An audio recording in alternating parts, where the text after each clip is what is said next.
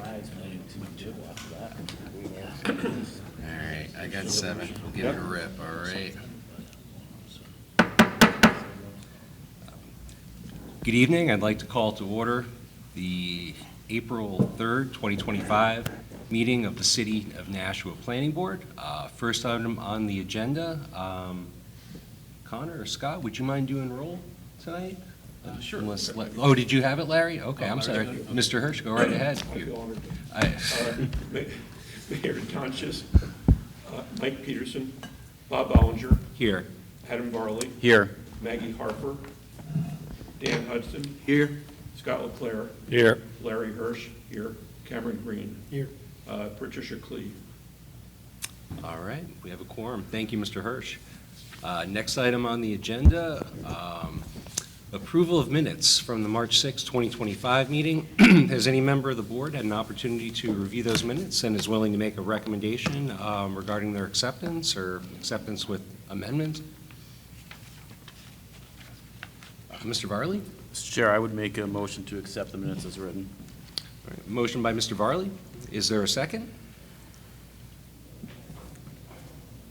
Second by Mr. Gree. Any further discussion? All those in favor? Aye. Aye. Any abstentions? No. Mr. Hudson? Yep. All right, motion passes. Next item on the agenda, communications. Connor or Scott, anything that we didn't see in our packets thus far? Everything's been updated as of 4:45. So the only things that you might not have seen today were updating the surveyor versus the engineer for one of the conditions. I think we talked about that. And otherwise, engineering comments are included, and there are no engineering comments. So that's about it. All right, very good. Thank you, Scott. Next item on the agenda, report of chair, committee, and liaison. I know Ms. Harper is not here. I don't have anything else to add, so anything else from other members of the board? All right. Okay, moving along, we'll get into our regular cases. Under old business site plan, there are none.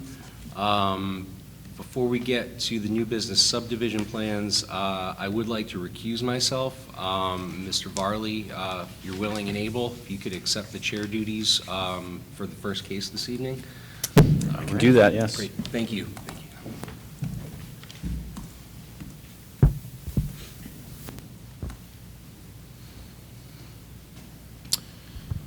Okay, so our first order of business is new business subdivision plans, case number A25-0021. Dominic N. and Stacy M. Drosiers and Robert Edward and Lisa Dawn Bollinger, owners and applicants, for a proposed lot line adjustment. The property is located at 65 Thornton Road and 1 White Oak Drive.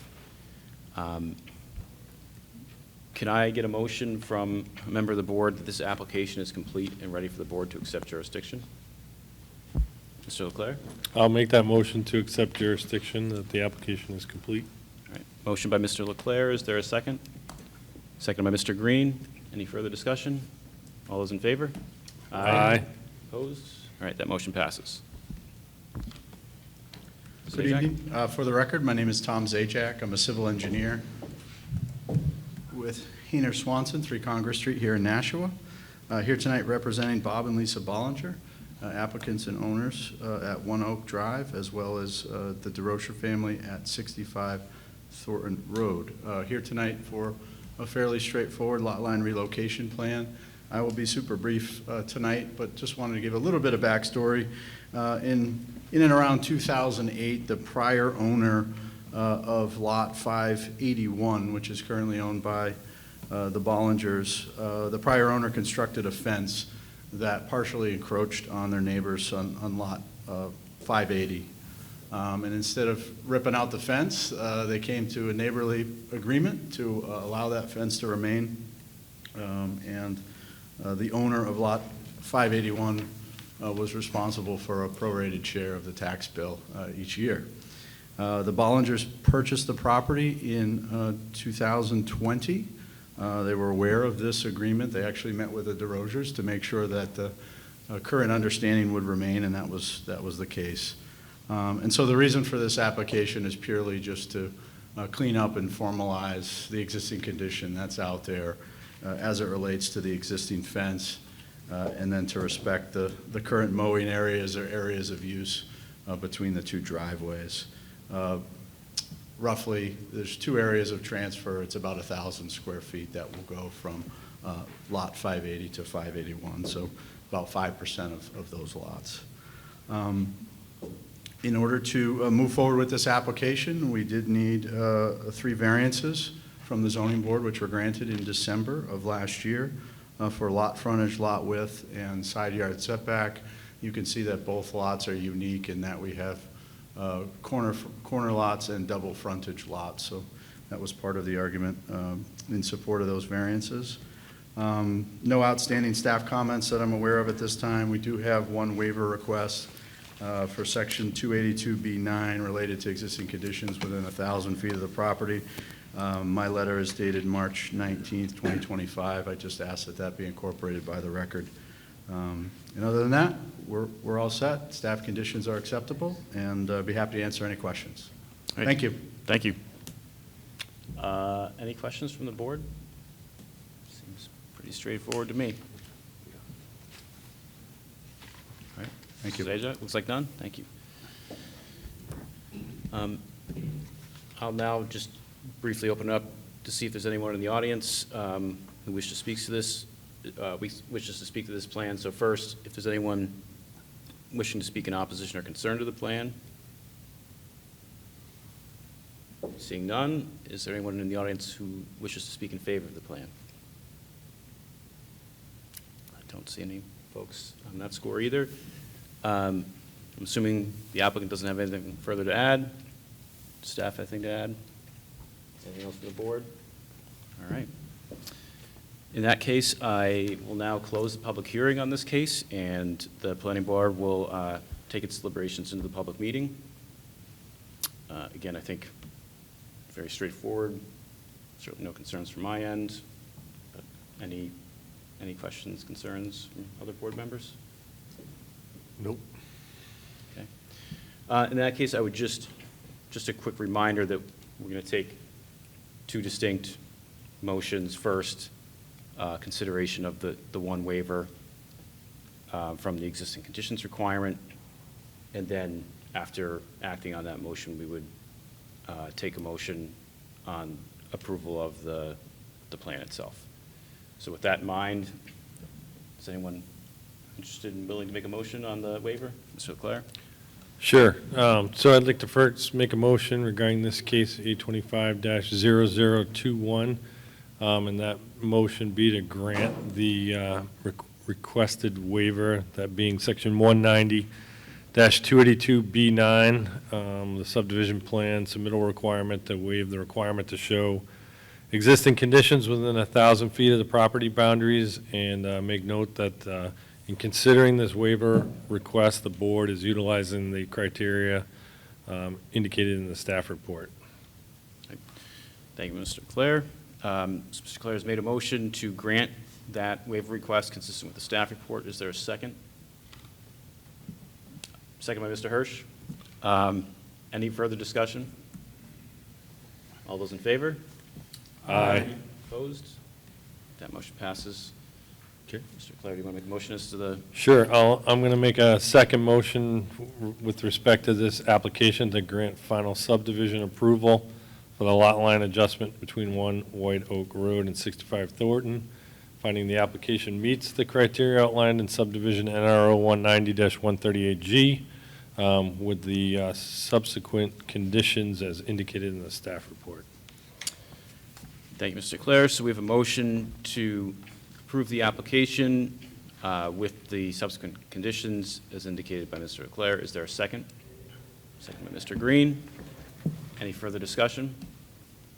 All those in favor? Aye. Opposed? That motion passes. Thank you.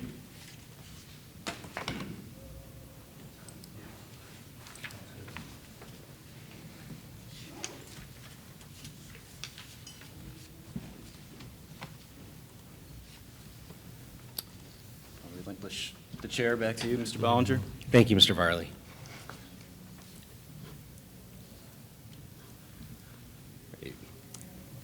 Next item on the agenda, case 825-0022, properties located at 1 and 3 Forge Drive. Has any member of the board had an opportunity to review that application and is willing to make a motion regarding board acceptance of the project? Mr. Leclerc?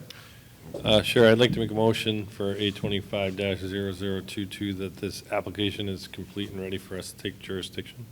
Thank you. Motion by Mr. Leclerc. Is there a second? Second by Mr. Green. Any further discussion? All those in favor?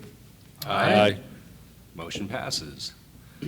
Someone here on behalf of the applicant, come right up, introduce yourself. Good evening. My name is Elizabeth Hardigan. I'm an attorney at GOV Hollis, and I am here on behalf of the owners of 3 Forge Drive. And Maynard Paquette is the engineer of record, but was unable to present, so here I am. I think we have a very similar situation as the prior application. We're just looking between two neighbors to adjust the lot line. This was a subdivision approved back in 2022 for 4 lots. I believe the intent of this lot line was to follow a lot line for one of the lots in the back. But as you'll see, the way it was actually built, it puts the lot line pretty close off the corner of the house. And just logistically between the two neighbors, they've decided that this doesn't really work. And they've agreed to straighten out the lot line. Both remaining lots will be conforming. There is some drainage in the back that will be addressed with easements at the time of deeding. But other than that, it's a fairly straightforward adjustment between two neighbors to make these actually look, in my opinion, more conforming, more normal sized and shaped lots. And the only waiver we're also requesting is the existing conditions within 1,000 feet.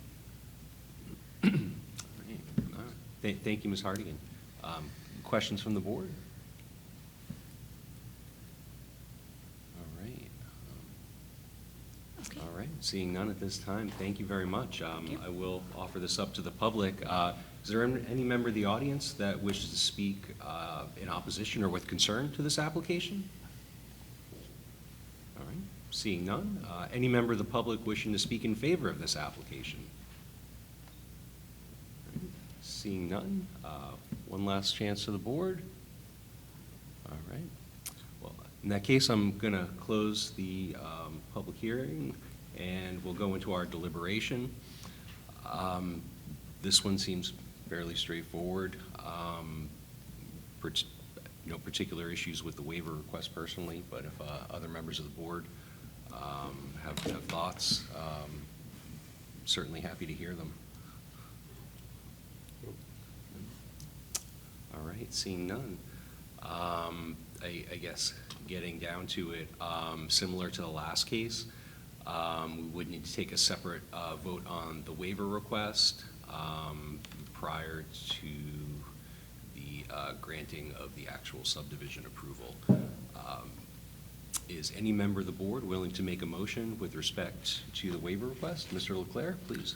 Yeah, I'll keep going with this. So with respect to case 825-0022, I'd like to first make a motion granting the requested waiver from 190-282B9.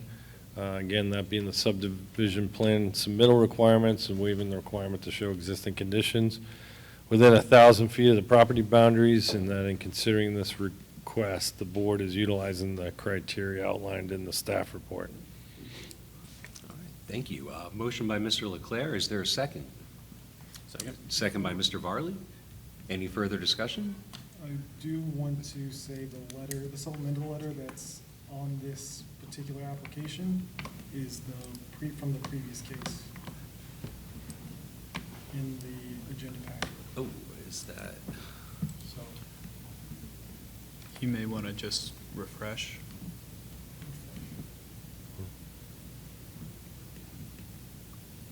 and it's still coming up as the previous case, unless it's just mine. Yeah, mine says 1 and 3 Forge Drive. One. This Yeah. one's 0021 and this one's 0022. Yeah. That is just me. Yeah, okay. Good to know. We'll have to chase that Never bug. listen to it again. Yeah, things are No, outbreaking All right. here. Cam, it's always good belt and suspenders approach, because there was a couple at the last meeting as well where I think the link hadn't been updated, so thank you. All right, so I'm just gonna put it back out there again. There was we have a motion, we have a second, and we have no further discussion. Is that correct? Okay. All those in favor? Aye. Motion passes. Mr. Leclerc, would you like to follow through? Sure. Regarding this application, I'd like to make a second motion to grant final subdivision approval for the lot line adjustment between 1 and 3 Forge Drive, finding the application does meet the approval criteria outlined in the subdivision NRO 190-138G, with the subsequent conditions as included in the staff report. Okay, thank you. Motion by Mr. Leclerc. Is there a second? Second by Mr. Hudson. Any further discussion? All those in favor? Aye. Okay, motion passes unanimously. All right.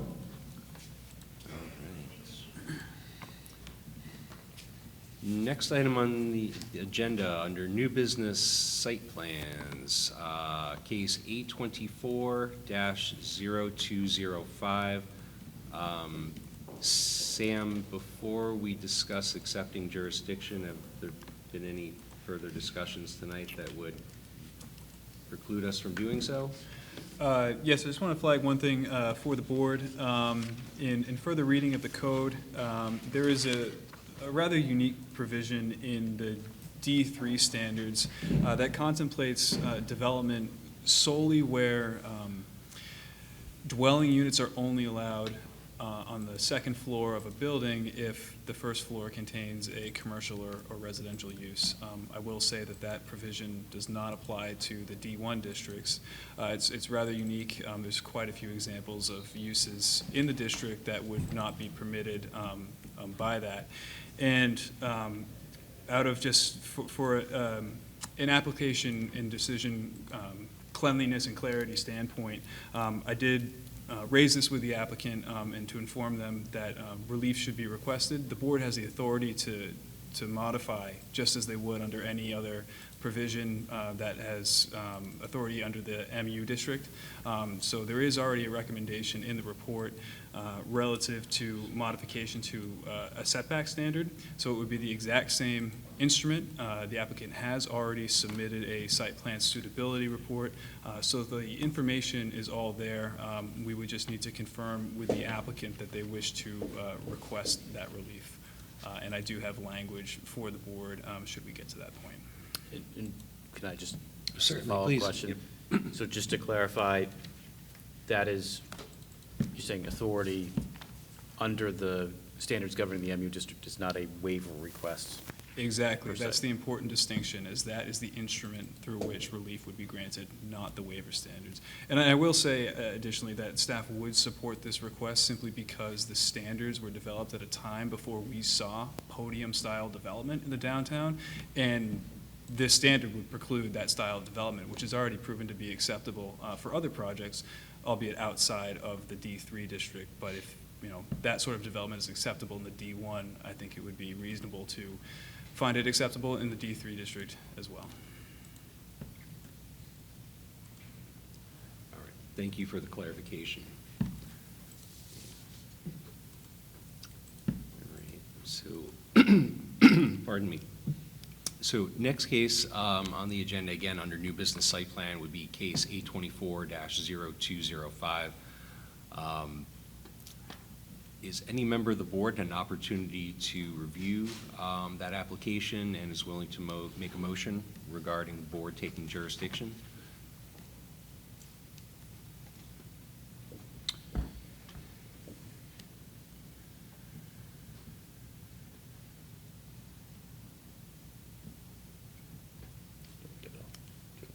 Yeah, go ahead. Mr. Riley? Yes, Mr. Clare, I would make a motion that having reviewed the application, it is complete and ready for the board to accept jurisdiction. All right, thank you. Motion by Mr. Varley. Is there a second? Second by Mr. Leclerc. Any further discussion? All those in favor? Aye. Motion passes unanimously. Is any member here on behalf of the applicant that would like to present the case?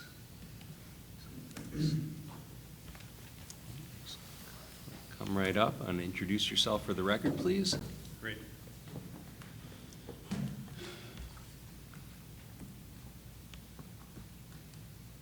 Get my glasses out here so I can see. My name's Jim Hanley. I'm president of Civil Design Consultants out of Plastow, New Hampshire. We're here tonight to present 24 East Otterson Street, which is a 40-unit multifamily building. I'm here tonight with attorney Dawn Bornstein, Pat Bradley, who's our traffic subconsultant, and Mira Cousins, who is the design engineer for the project. So I think what might be helpful tonight is to kind of talk a little bit about where we've been, what we've done, talk a little bit about the site, and then talk a little bit about the project. For the benefit of the audience and the board, we've been at this for well over a year, trying to develop a plan that strikes the right balance. So originally in February of '29 was our first contact with the planning department. We had after we had done our survey and we had reviewed zoning and put together concept plans, we met with the planning staff in May of '24. This was a really high-level discussion, general review, site, building compliance, zoning procedure, things of that nature. As we moved into June, we dug test pits. We met with the staff again in October, and this was a more detailed technical review. So we had planning, engineering, fire, building, and this was basically when we had a 90% set of documents that we could present and walk through the different town departments and get some technical comments before we finalize and then submit it to the town. So we continued along. We did the typical stuff, the fire flow test in October. We actually submitted our site plan review application in October 24th of 2024. We got initial planning review, which I think was just a draft review sometime about a month later, give or take. At that point, we put together our initial site suitability report and our revised waiver requests. We got an engineering review letter in December, first part of December of 2024. There's no exceptions taken at that point. And then in January of 25, we reached out and did a meeting with the neighborhood just to kind of present the project, show them what we were doing, get their feedback so that we could anticipate any questions and try to address what we could as we move these things forward. So,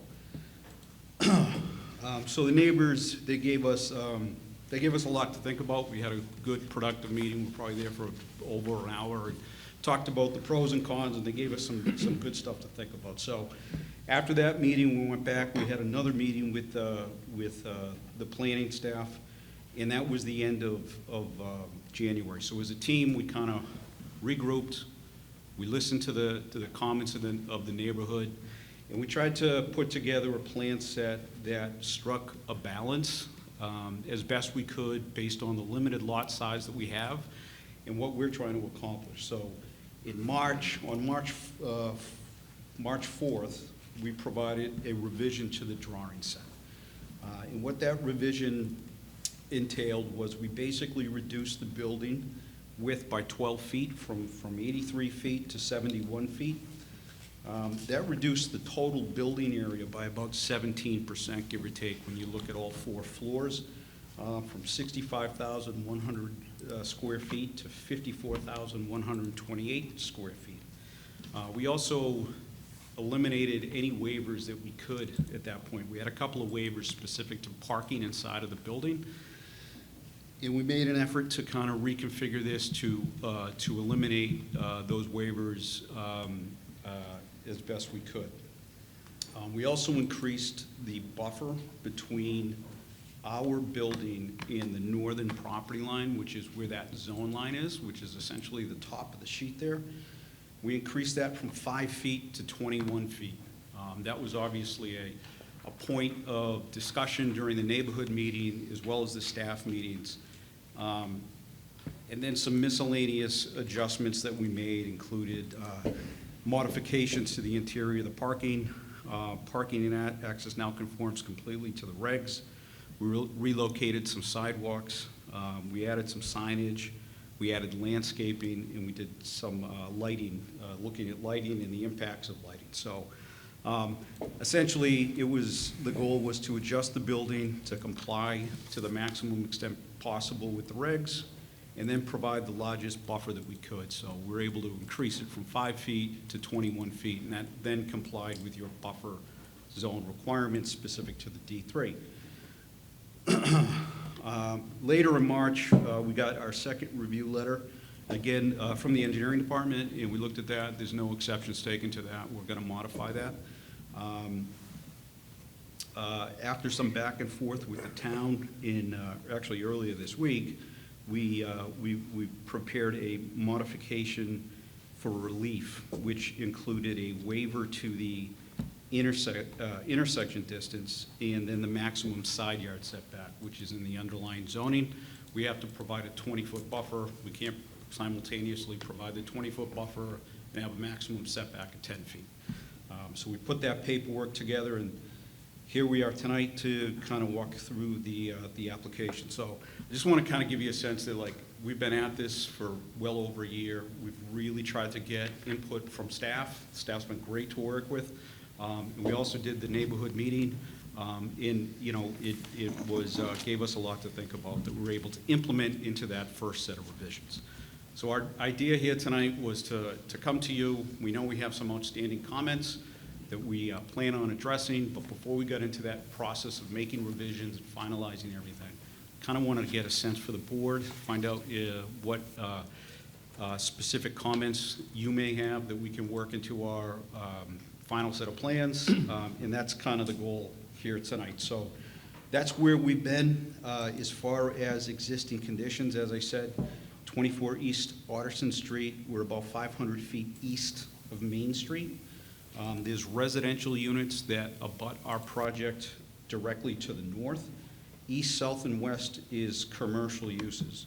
The lot size is less than half an acre. It's only about 20,000 square feet, of which about 13,000 square feet, or 65%, is currently paved.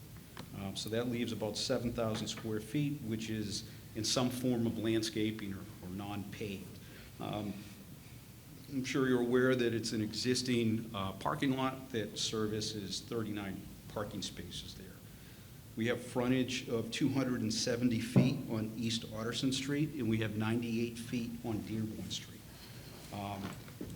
The site is the lot is a corner lot, so we have on East Otterson Street, that roadway is actually 28 feet wide, and it has 5-foot sidewalk on the south side, which is opposite our site.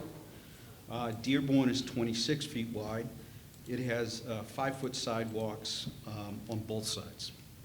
And then Fletcher's Way is kind of this kitty-cornered road that comes in perpendicular to East Otterson that services the Shaw's Pharmacy that's further down, and that's 24 feet and also has a 5-foot sidewalk. So utilities are provided in the roadway. We have water, sewer, gas, drainage, and electric, telephone, and cable. So as far as proposed conditions go, do you have the video? Yeah, we have that. We could put that up. I think that would make sense, and then everybody can kind of get a sense for the massing, the size of the building, where it is. So this is a video that the architect put together along with his renderings. So proposed conditions, we're governed by section 190-20 downtown districts, D1 and D3. So these are very specific design regulations that we had to meet, and really drove the design of the building and site as well. So the building that you're looking at there, that's 40-unit multifamily building. along Otterson Street. It's 196 feet long and 71 feet wide. The building height is 49 feet, where 60 feet is allowed, is noted in Table 16-3, which is the dimensional matrix. The garage floor, which would be, I guess, our first floor, basically has an entrance, our mechanicals, as well as 32 parking spaces that are at grade. Again, parking's not required in this section. I think it's 190-20B3-8 that specifies that parking ratios are not required in the downtown districts. It probably has to do with the goal, I guess, of the D district, which is in 190-14, which talks about pedestrian-oriented and not automobile-oriented. The garage entrance is 46 feet from the East Otterson curb line and 39 feet from the right-of-way line on East Otterson Street. And that's one of the waivers that you have in front of you tonight, and that's specific to 190-209C. So the remaining portions of the building, floors 1, 2, and 3, are all residential. There's a mix of studio, 1-bedroom, and 2-bedroom. There's only one studio, and that's 590 square feet. There's 35 1-bedrooms, so this is really kind of geared toward younger single people that will have 1 bedroom as opposed to 2. And then there's 4 2-bedrooms, which range in size from 1,530 square feet to 1,650 square feet. So the building design, as you're looking at it there, as far as we are aware, fully complies with the building design requirements of Section 190-20. And also has some input from the staff that our architect was able to work with the planning department and develop the materials. Speaking of the materials, at the garage level, it's brick veneer. It has 2 colors with a masonry finish, a hardy board fascia. There's this storefront aluminum entrance and garage windows, and that's to achieve the transparency requirements in the district. Also, we have double hung windows, glass garage door. You'll see that we have Juliet balconies out along in the center section there on East Otterson Street. And it would be steel podium construction with wood frame above. Moving on to the site, really there's not much left of the site. We have setbacks that we had to contend with in this district. We actually have these maximum yard setbacks, not minimum yard setbacks, which we're more familiar with, but a lot of times in the downtown and urban areas, you do have these maximum setbacks. So the maximum setbacks for the front, which would be the faces along East Otterson and Dearborn, is a maximum setback 10 feet, and we're within that. We have 5.5 feet on East Otterson and 5.8 feet on Dearborn. And because this is a corner lot, the ordinance specifies that there's no side yard, there's no rear yard. There's just 2 side yards opposite to the frontage. Again, that has a maximum side of 10 feet, is what that is, and that kind of contributed to why we set the building 5 feet originally from the property line, was because to provide compliance with that maximum side yard.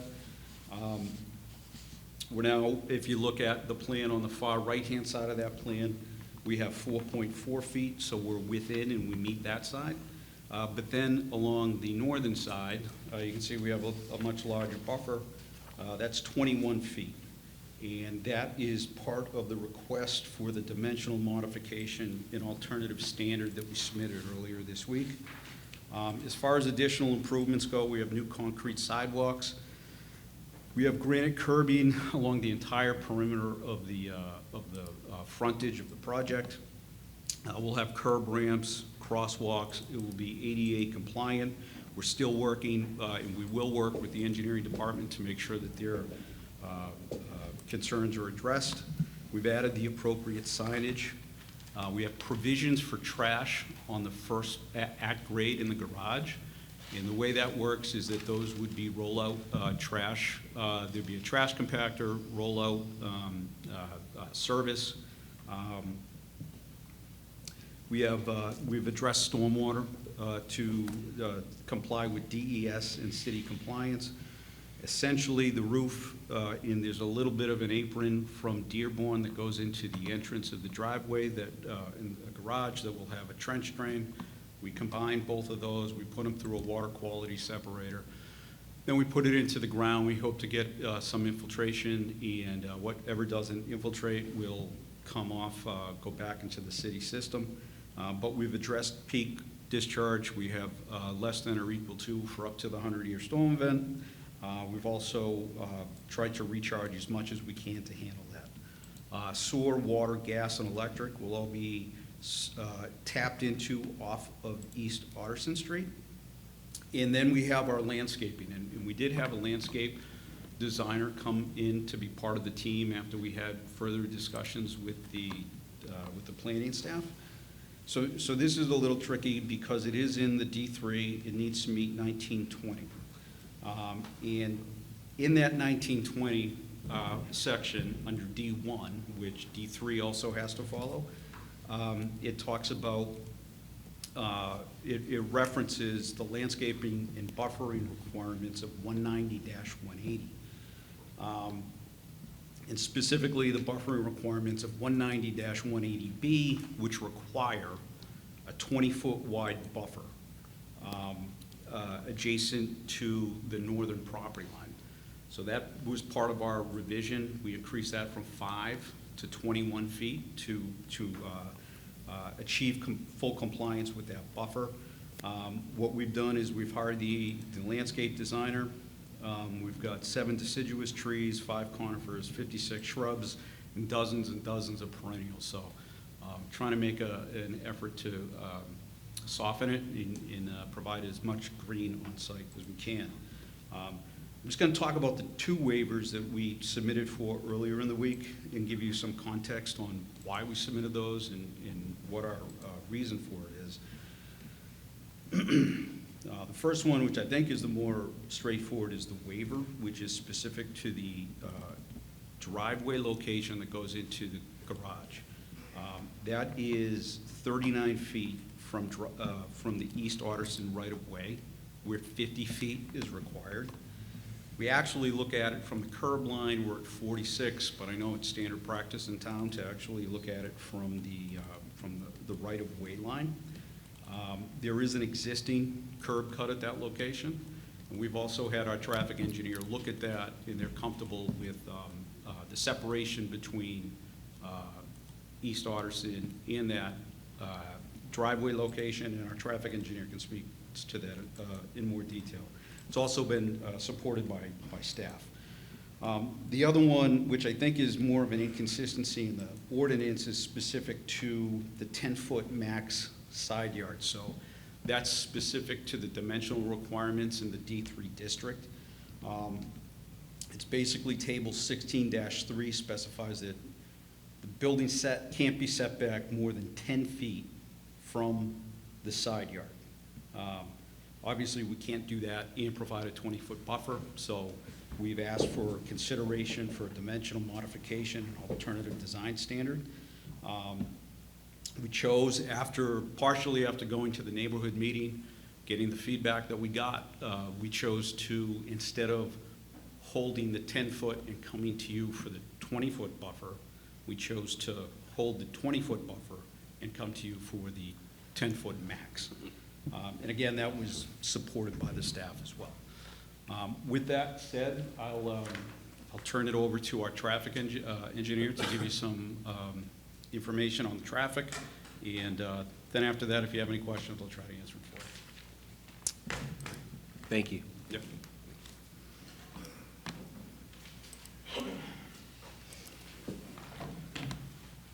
Hi, my name is Patrick Bradley with Chapel Engineering, 201 Boston Post Road West in Marlborough, Massachusetts. I'll talk briefly about the traffic impacts that would be created by the site.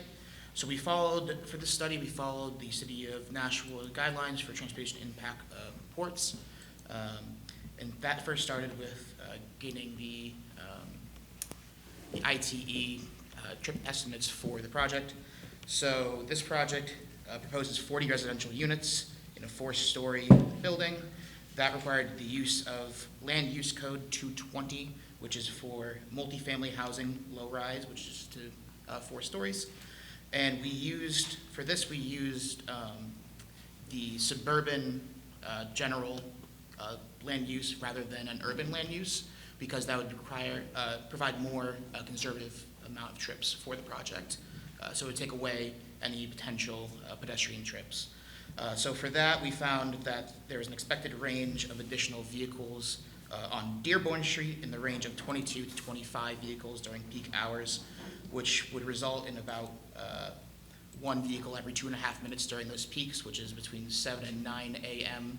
During the morning, and between 4 and 6 p.m. in the afternoon. As for East Otterson Street, the range would be 4 to 11 vehicles during those peak hours, which would result in about 1 vehicle every 5.5 to 15 minutes. In terms of site distance, we evaluated the intersection for site distance. Looking at Dearborn Street, there's plenty of site distance to the north of the site, well over 500 feet, so there's no issues there. When it comes to the East Otterson Street, there are potential sightline issues just due to the neighboring businesses, but we performed an analysis on there and took some speed measurements as well out there in the field. We found that turning vehicles are about 11 to 16 miles per hour when they turn. We assumed 15 for the study when we did it. That leads to just about 80 feet needed for sight lines, which we were able to obtain. And as for the westbound moves from East Otterson, we are proposing to add a stop line and sign there, so that would stop that flow of traffic coming from the most acute angle when it comes to sight lines. So those vehicles will come to a complete stop before making their turns. So that will give people leaving the driveway enough clearance to actually make their decision before turning. Additionally, just looking at vehicle crashes in the area, we did contact the City of Nashville's Police Department to see if there's any crash trends or large amount of crashes within that area. They gave us a range of 6 years from 2018 to 2024, 2019 to 2024, sorry. And they reported that there were 21 crashes along that stretch, which was about 3.5 crashes per year. Unfortunately, the police department did not have an easy system of being able to provide more details in terms of the crashes, in terms of precise locations or crash types and whatnot, which are important for analysis. We were able to identify that about 8 crashes had occurred near the Smoker's Haven store, and as for the rest of the crashes, there's a possibility that they could happen in parking lots or on neighboring streets. So basically, a query of the crash data showed that there was not that many crashes within that area to provide any safety hazards for the site.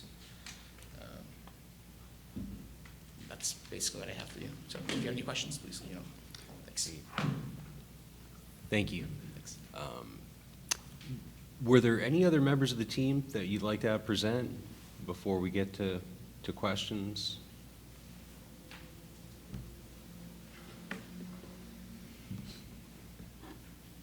Good evening, members of the board. My name is Don Bornstein. I'm the attorney for the applicant, and my office is located at 12 Chestnut Street in Andover, Massachusetts. We're Johnson and Bornstein. So I did have a chance to briefly talk to Mr. Durfee, your planner, before the meeting started up tonight, and had a quick chance to take a look at the section that he had mentioned that we might want to request an additional modification. And in working with Mr. Durfee over the last several months, I've come to realize he is nothing if not thorough and detailed. So it doesn't surprise me that he pointed this out to us tonight and wanted to bring us to our attention and to the attention of the board. I had a quick chance to look it over, and I'll just address it very briefly. The section is 190-20C1, I believe it's in the updated report. It says dwelling units are permitted above the first floor of any building with commercial and/or retail uses on the first floor. So I think the concern was that that might act as a requirement, that you're required to have commercial or retail on the first floor. I don't necessarily read the plain language of it that way. It seems to allow for mixed-use buildings. I don't know that that section, the language of it specifically requires mixed-use buildings. So that had me searching a little bit in the last several minutes, searching a little bit further through the land use code, and I turned to the use table, table 15.1, and that's where multifamily is permitted in the D3 district. So it's permitted in the district, but not just multifamily. It gives us a little more of a description. There's sort of parentheses under the permitted, and it also notes that in addition to just the general category, multifamily being permitted, also permitted are row houses, townhouses, quadruplex, and triplexes. So I think when you see that those, not only that multifamily use is permitted, but those types of multifamily use, it's hard to imagine a row house or a triplex or a quadruplex having retail or commercial on the first floor. So I think if there's any concern about that, that section 190-20 talking about, in essence, allowing mixed-use buildings and about retail or commercial being on the first floor, I think the use table could clarify that for us, where it specifically permits row houses. Never understood a row house to have commercial on the first floor. That would then, be an apartment building or and a triplex, and of course quadruplex. It even makes less sense there.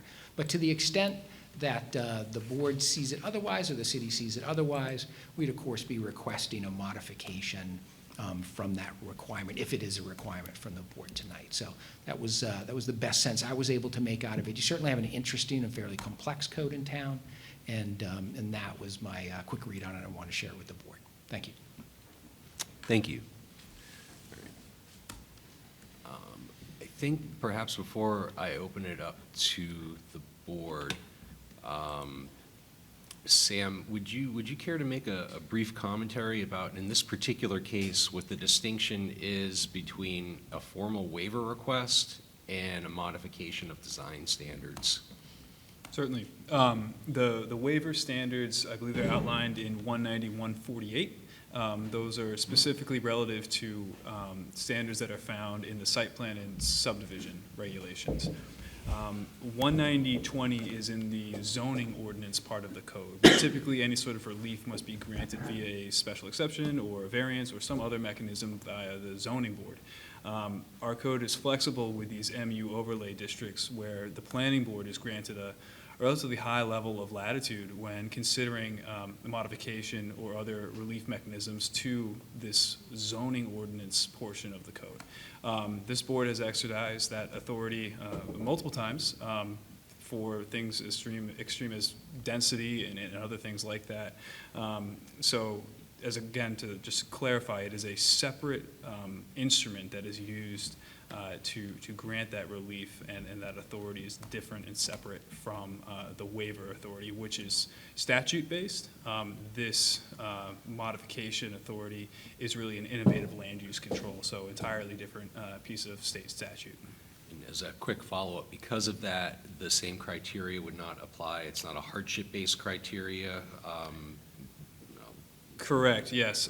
So the standards are found in 190-23 D through F, where the applicant does have to submit a site plan suitability report, which the applicant has, really speaking to the suitability of the overall project, as these modifications basically are required to allow the project to proceed. So I believe the spirit and intent of the ordinance in the requirement of this site plan suitability report was to look at the project as a whole, as would be allowed by these this modification, which would grant relief to bring the project to fruition in the way that's proposed. Okay. Thank you, Mr. Varley. Please. Just another follow-up question along those same lines. So I see that in 190-23 F1, for example, it's very explicit authority that says the planning board may vary the dimensional requirements of the underlying zone. But just to tie off the authority you're describing as it relates to other aspects of the plan, like the design elements, are you, thinking of that as related to the language in the introductory paragraph in F that says the planning board generally has or may, as a condition of approval, I'm just looking at the specific language here, may require in a reasonable manner as a condition of approval any and all specific treatments of the criteria listed in this section as it deems necessary to meet the purpose of this section as set forth in the statement above. Is that the authority that we're relying on, or is there something independent of that? I just want to make sure I'm tying it off. Certainly, correctly. yeah, no, there's something actually more specific that I'm glad you raised this. So I'm looking at D2, where the authority granted to the planning board by this section shall apply to all uses contained within or approved as part of the development. So that's specifically speaking to use, and where, as Attorney Bornstein summarized, this is a bit of a use question where the first floor is a residential parking garage that is specific to the residents of the building. Therefore, we can't really construe it as a commercial use. And I will admit the language in this 190C2 section is written extremely poorly and open to interpretation, and it really does apply as more of a supplemental use standard. And while I do follow Attorney Bornstein's logic around triplexes, row houses, and no, you would not see commercial on that first floor, the use table predates this section of the code, and this is not the first discrepancy that this particular section of the code has run into for this particular project, nonetheless. So as a supplemental use standard and one that talks about use generally, the board's authority here is couched in D2 of the 190.23 MU section. So that is the part of the code that I'm relying on here. Okay, thank you. And one more follow-up from Sam, if I may. So the design modifications notwithstanding, the application proper still has to meet the site plan approval criteria as identified in 190-148. So a granting. Correct. If a favorable opinion of the board was that a certain design modification could be granted, they still have to satisfy the regular site plan criteria. That's correct. Just as a waiver or just as a conditional use permit that is part of a broader site plan, the granting of the waiver, conditional use permits, or in this case, dimensional modification, is what gets you to that decision on the site plan. Thank you. A lot to digest, but further questions from Sam at this time? I think we'd like to ask some questions of the applicant's team if we could, and I'm not sure who would like to speak to it, but probably start off with the architectural plan if we could. If you wouldn't mind coming up and just reintroducing yourself again, please, for the record. So, Jim Hanley, Civil Design Consultants, and I will do my best as a civil engineer to try to address the architectural questions. Unfortunately, our architect has been super involved. Was out sick, and so he couldn't be here. So. Understood. So we'll take that into consideration. But as a general question, I think if we go to the second page, I guess specifically the rear elevation is, would that be the view from Bauer Street? If I'm reading that correctly, because it looks like you got East Otterson elevation on top. Yes. And so it's just labeled as rear elevation Yes. without a street identification. Yes. So that would be the side facing towards Bauer Street? Which is the side that faces the residential properties to the north. Correct. Yep. And could you just indicate what the actual height of the building is, including any screening for HVAC?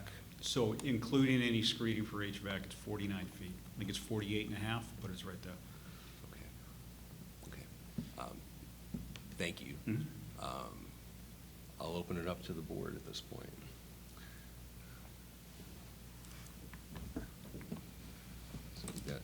site plan, architectural, traffic, questions on the requested waiver or design modification.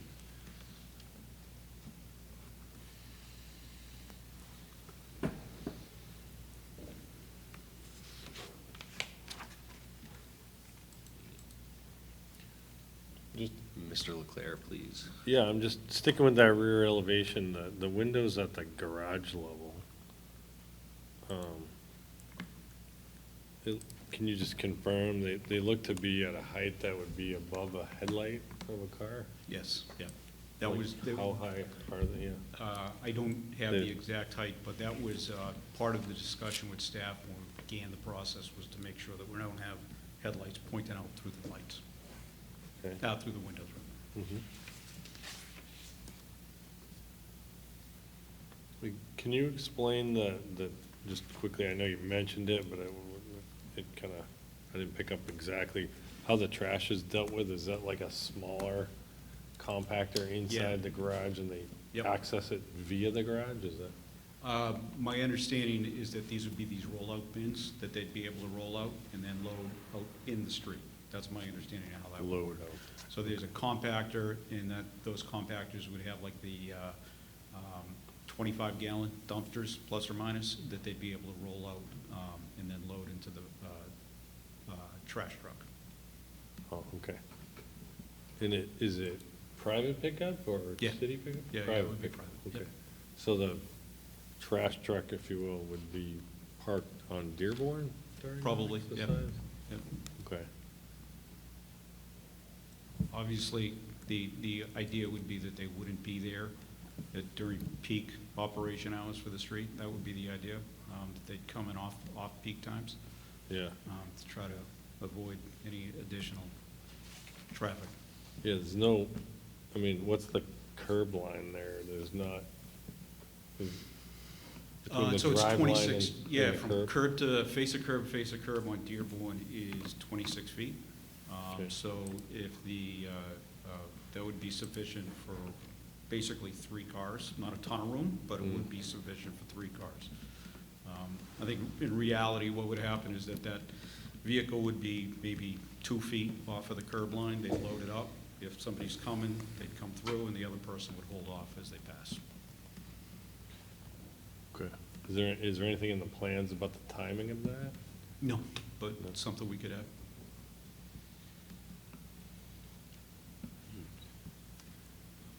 Other members of the board? Mr. Barley? Thank you, Mr. Chair. Could we go back to that, the elevation with the rear elevation? Just wondering if you can kind of illustrate for us, I'm looking at the landscaping plan. It looks like it's mostly shrubs, although some trees as well. Can you give us a sense of like how you see the landscaping sort of lining up with that rear elevation, particularly in terms of, height and coverage? Yeah, so could you possibly put that landscaping plan up? Just want to take a peek at that. One of the challenges we have is that that abutter sits up on top of a retaining wall that might be 5 or 6 feet tall. So their first floor really is going to be almost in line with our first floor, because it's basically up 4 or 5 feet off the retaining wall, and it steps up. If you were to look at, like, say, Google Earth, Google Street View, you'd be able to kind of see how that works. So that is a challenge, and that was part of the reason why we pushed the building back 20 feet, is to try to provide some softening in some area for green space along that. I'd have to just look at that plan to see what the height is of those trees. But certainly, I mean, they're only going to be up close to that first floor, so we have the red maple and the Japanese dogwood. Those are the bigger trees, and those are, say, 6 to 8 feet in height when they get planted. But they can grow, 25 feet, give or take, but that's not overnight. That takes some time. Right. We're certainly willing to consider adjustments. What we wanted to do was comply with the standard, but if there's something that the board or the neighbors would prefer, the alternative, arborvitaes say, right? You can get arborvitaes, plant them at 15 feet, and they grow basically like 5 feet a year. So that's much quicker. Some towns, some people don't like that, but that's an option. Thank you. Other members of the board?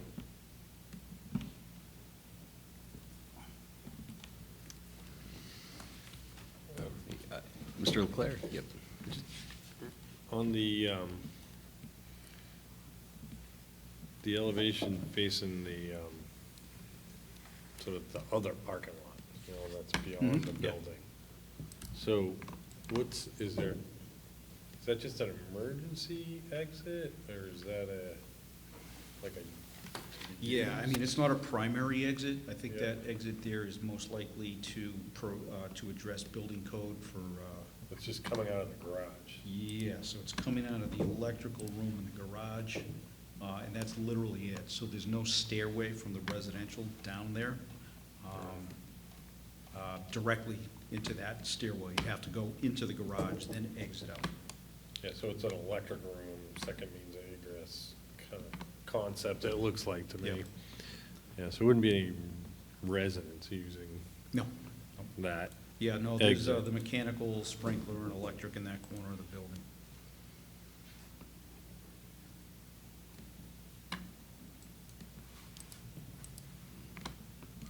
Other questions for the applicant? Right. Mr. Hudson? Thank you. So the engineering department did issue comments, most recently, March 10th. They're extensive. I mean, there's 28 comments. I guess the question I have, one main design element was, we had asked for crosswalk and bump out to be provided on the west leg of the intersection, which is the one-way approach, to do two things. One, to shorten that pedestrian crossing across the street, but also to provide more positive direction that basically East Austin Street, that approach is one way.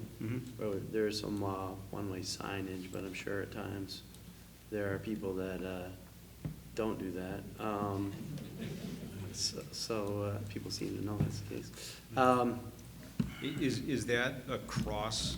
Yeah, it would be Dearborn? across the East Artisan Street. Oh, approach, across basically eastbound, but the west leg of the intersection.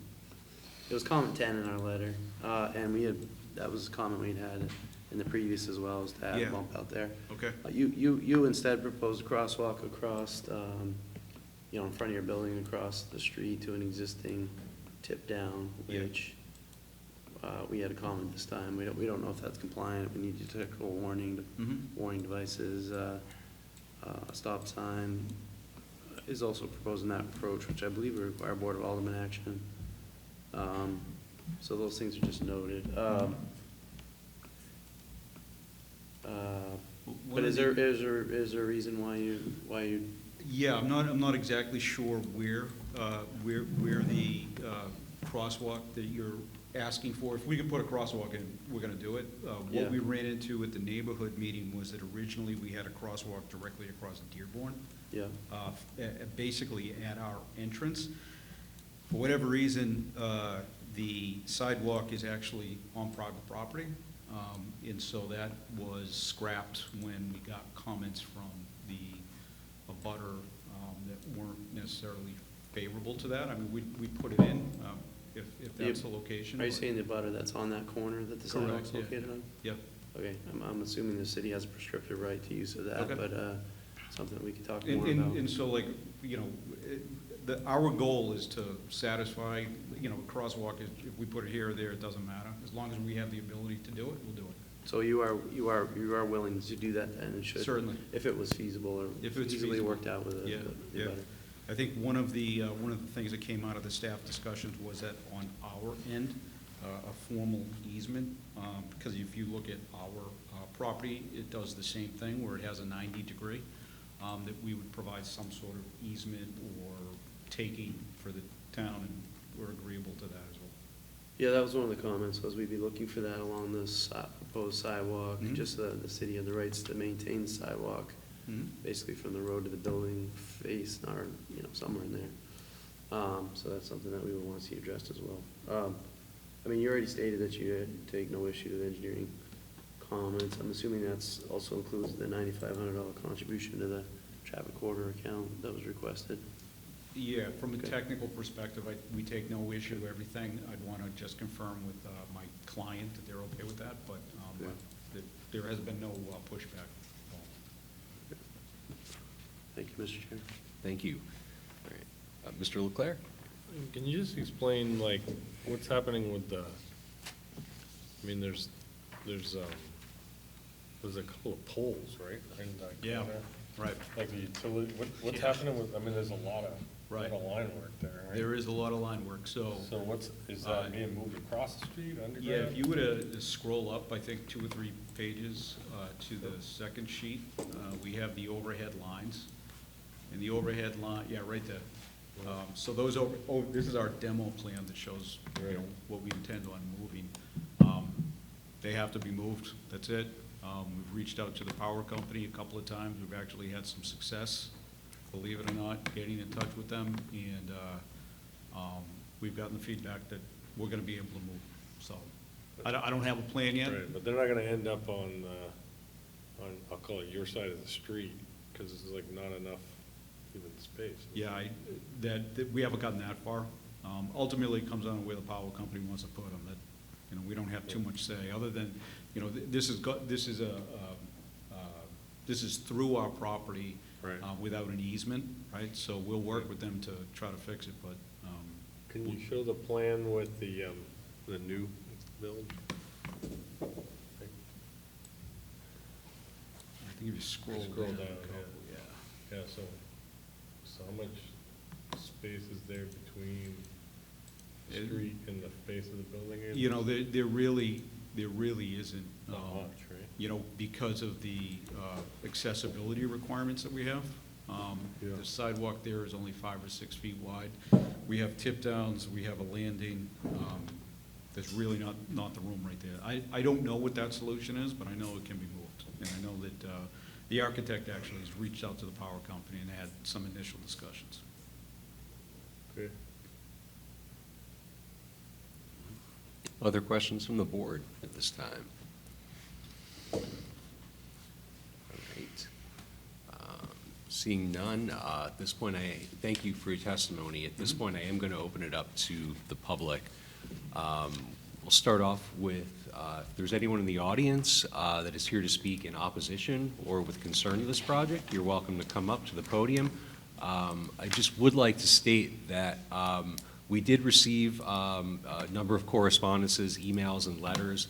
So you certainly, those are already part of the record, so you certainly do not have to reread any prior written correspondence, but we, obviously otherwise love to hear what you have to say. So just Chairman. introduce yourself for the record, please. Yes, sir. My name is Michael Turcott. I'm the owner of Turncycle Solutions. We are in a butter of the property proposed on 24 East Otterson Street, but technically 9 Pond. I'd like to speak just about the impact that the structure would create to the neighborhood, the adjacent businesses. I know that the other businesses will speak to this as well, too. I'd like to start with the parking requirement, although I know in this district that it is not required. There's a proposed 40 units in this section. Myself and the subdivision partner of mine have an empty lot that I believe is being viewed as an opportunity for parking for this structure. Currently in this section of town, there is no on-street parking that is really accessible in any way. So I have a hard time to believe that these 40 units are going to be able to be supported from a parking perspective, and I'd like to just start with that. I listened very intently to the traffic, but I do want to just talk about the size of the structure as well, too. On the back side, if you look at where that rear elevation was that you were showing before, could you show the shading design, please? That's that's available. The landscaping plan, is that what you're referring to? It's actually the lighting and shading plan that Oh, was okay, in I'm one of sorry. the iterations of the plans, I'm sorry. And if it's unavailable, I can still speak to it. So the 49-foot building in this neighborhood is going to dwarf every structure around it by a tremendous amount. And I believe that the developer is showing this in such a way that it creates this really nice, Portsmouth-esque, really nice vibe, but it doesn't fit the neighborhood. There are residential dwelling units that sit on the back side of this property where they will never see the light of sun because it's all south-facing. It will be very, very dark, very, very dreary. And just from that perspective, I don't think that it's in like kind to the neighborhood. The biggest issue that I have is in reference to the access to parking in this neighborhood. So actually, you can stay right where you are in that photo, please. So just scroll down just a touch for me, please and thank you. So what isn't shown is there's no stop sign here, which is not my decision to make.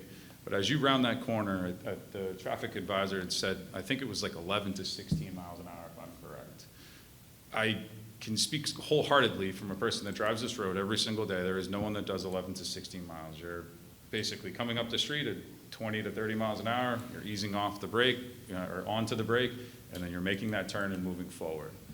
They show three, the developer had spoke specifically about 3 spots available.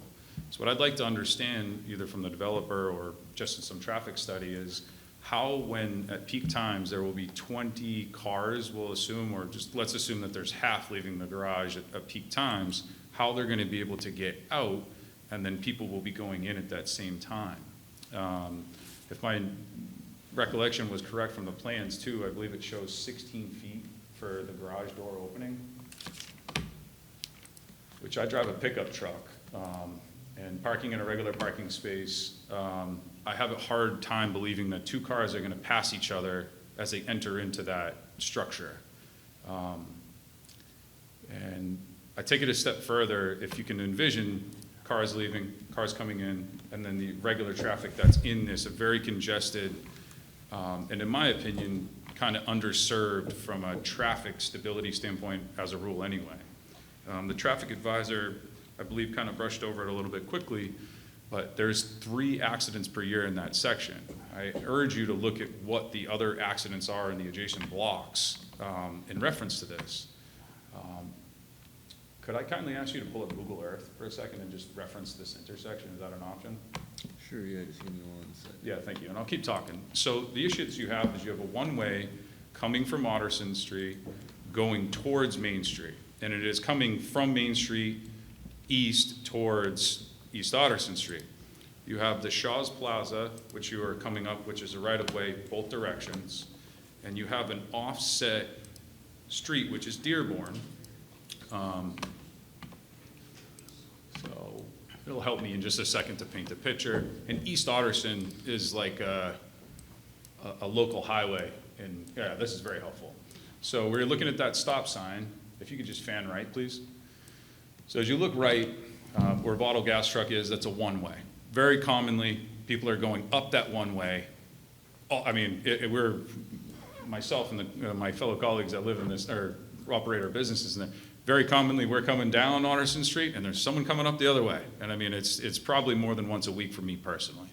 And as you see, the Fletcher Ave is just an offset to that. It's actually worse coming from Fletcher to Dearborn because it's not a straight 4-way intersection.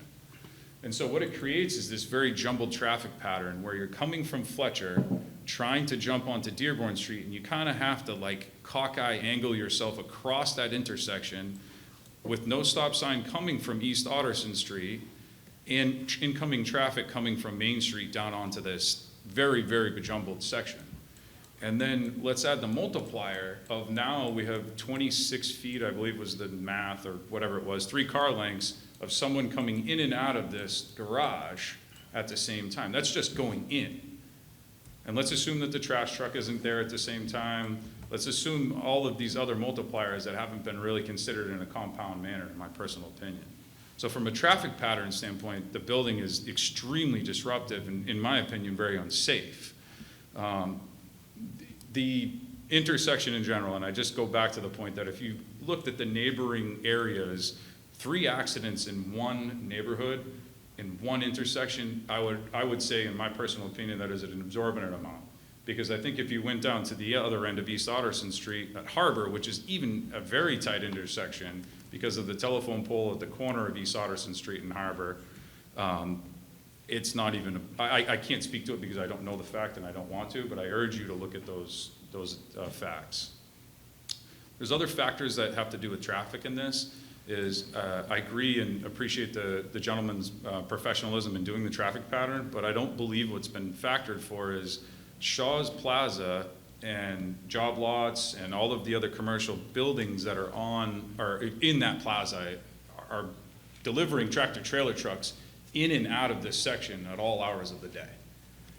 So let's assume all of those other traffic things are going on and we're putting an 18-wheeler very narrowly navigating this process as well, is what I urge you to consider, and in just one of the factors why I don't believe this building belongs in this space, my personal opinion. A move to the construction process. There is no landing. There is no area for this project to be loaded except in that 20-foot barrier. So I'd like the developer to explain to the constituents of Nashua how they're going to build this structure if they're using that landing area as their loading site for being able to take trusses, lumber, and various building materials. Because again, I have a concern about the traffic that during this construction process that I don't know how many cement trucks are going to be required to build this structure, but I don't know where you put 9 cement trucks on this street at any time of the day, quite candidly, unless they're working 3rd shift to build the building, in which then it doesn't comply with the city's ordinance for construction. It's a small lot. It's a shoebox. It's not set up for 40 units. In my personal opinion, it's going to degrade the neighborhood. It doesn't fit. I like, just from a business owner standpoint, I'm going to have to go in the tow truck business, and we joke about that kind of amongst us business owners, is that this structure being built across from our adjacent immediate parking lots are going to just absorb our time to just maintain our current business operations.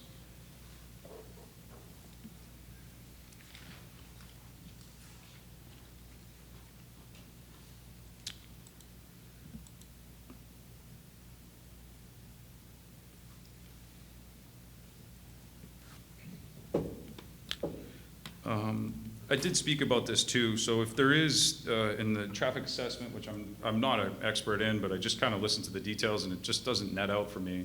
So when you have a 40-unit building, is the assumption that you're only accounting for the parking spaces you have in the traffic study? I don't know if that's something you can answer for us, or if that's to you. They'll be given an opportunity to respond. So I understand. Okay, thank you very much. You could just direct your questions. I'm sorry, comments. sir. It's okay. I'm not. You don't have to be. It's okay, but they'll be given an opportunity to respond to yourself and any other public comment. So just feel free to continue. I just say this in closing. The developer painted a picture that there was like a neighborhood of inviting conversation. I think that what the developer did is brought us into a room so that they could cherry pick and be prepared for this, and I respect that. I do not believe that they met the requests of the neighborhood and any desire, and I urge you to really reconsider in any way approving this building. And I thank you again. My name is Michael Turcotte. Thank you. Anyone else? Certainly. Please just come right up and introduce yourself for the record, please. Good evening. My name is Norman Wren. I own 8 East Otterson Street, which is directly west of their entrance going into the building. I own that corner lot where that sidewalk is that's in question. I'd like to give a little details on how that sidewalk begin with. When I rebuilt the property, the planning board had me put the sidewalk in. That wasn't the original sidewalk that I put in. The original sidewalk I put in had slopes at both ends and ended on Otterson Street. It didn't go around the corner. 2 or 3 years after I put it in, the city came along and they replaced it, went around the corner with it, and now it has curbings at both ends. It's not ADA approved. It doesn't have any slopes. It has curbs at both ends that you can't get a wheelchair on if you tried. And it ends 3/4 down my property towards Main Street. The natural progression of someone leaving the proposed building to go to Main Street would be walk down that sidewalk. They can't go anywhere. They're gonna run into 2 telephone poles and a 55-gallon drum of concrete. There's no sidewalk on that side. It goes all the way up to Main Street. The planning board, back when I built my building, assured me that why we needed to put that sidewalk in when I put it in was when the next person developed the property next to me, they were gonna put a sidewalk in. And the one on the other side was gonna put a sidewalk in. Sooner or later, we're gonna have sidewalks all the way down the street. But unfortunately, when they put the parking lot on the corner of Otterson Street and Main Street, they didn't put a sidewalk in. When they put a parking lot at the end of Harbor Ave and Otterson Street, they didn't put a sidewalk in. So I don't know where all these people are gonna be walking to and how they're gonna be walking to without sidewalks. The sidewalks have to be addressed. Right? That is a very, very dangerous intersection. If you look at that picture on the wall right now, you'll actually see the property line where my property goes. If someone walked out of that door of the new building, they're gonna have to walk across my property to get onto the sidewalk. I will be liable. I don't wanna be liable. Now, what that plan does not show is across from the entrance going into the parking garage is the entrance into my property. Right? When the people walk out of that parking garage, the natural progression is gonna be walking through my lot, going through, and again, I'm gonna be liable. I don't wanna be liable. Then we have a problem coming out of my lot across from their entrance. When we leave there, if there's a trash truck parked there, emptying the roll-offs. Now, you got 40 units, and if you have roll-offs, you can have a number of roll-offs there. It's gonna be multiple times a week. They're not gonna be emptying them in the middle of the night because they're residential area. They're gonna be emptying them during the daytime, when there's gonna be traffic going both directions. When my truck leaves that lot and heads towards Otterson Street, if there's a trash truck parked there, they're gonna be head-on to a car trying to go around that trash truck. Other than that, the only other concern I have is the parking. When that lot was rented, or whatever they did with the hospital, right, it cut down on the parking in my lot. I had parking all the time. Now it's tenfold. Right? I don't know where these people are gonna park. Right? At times, at nighttime, I can't even close the gates. I can't even park my trucks in my lot because I'm waiting for people from the hospital to move their cars. Right? That's my concerns. Thank you. Thank you.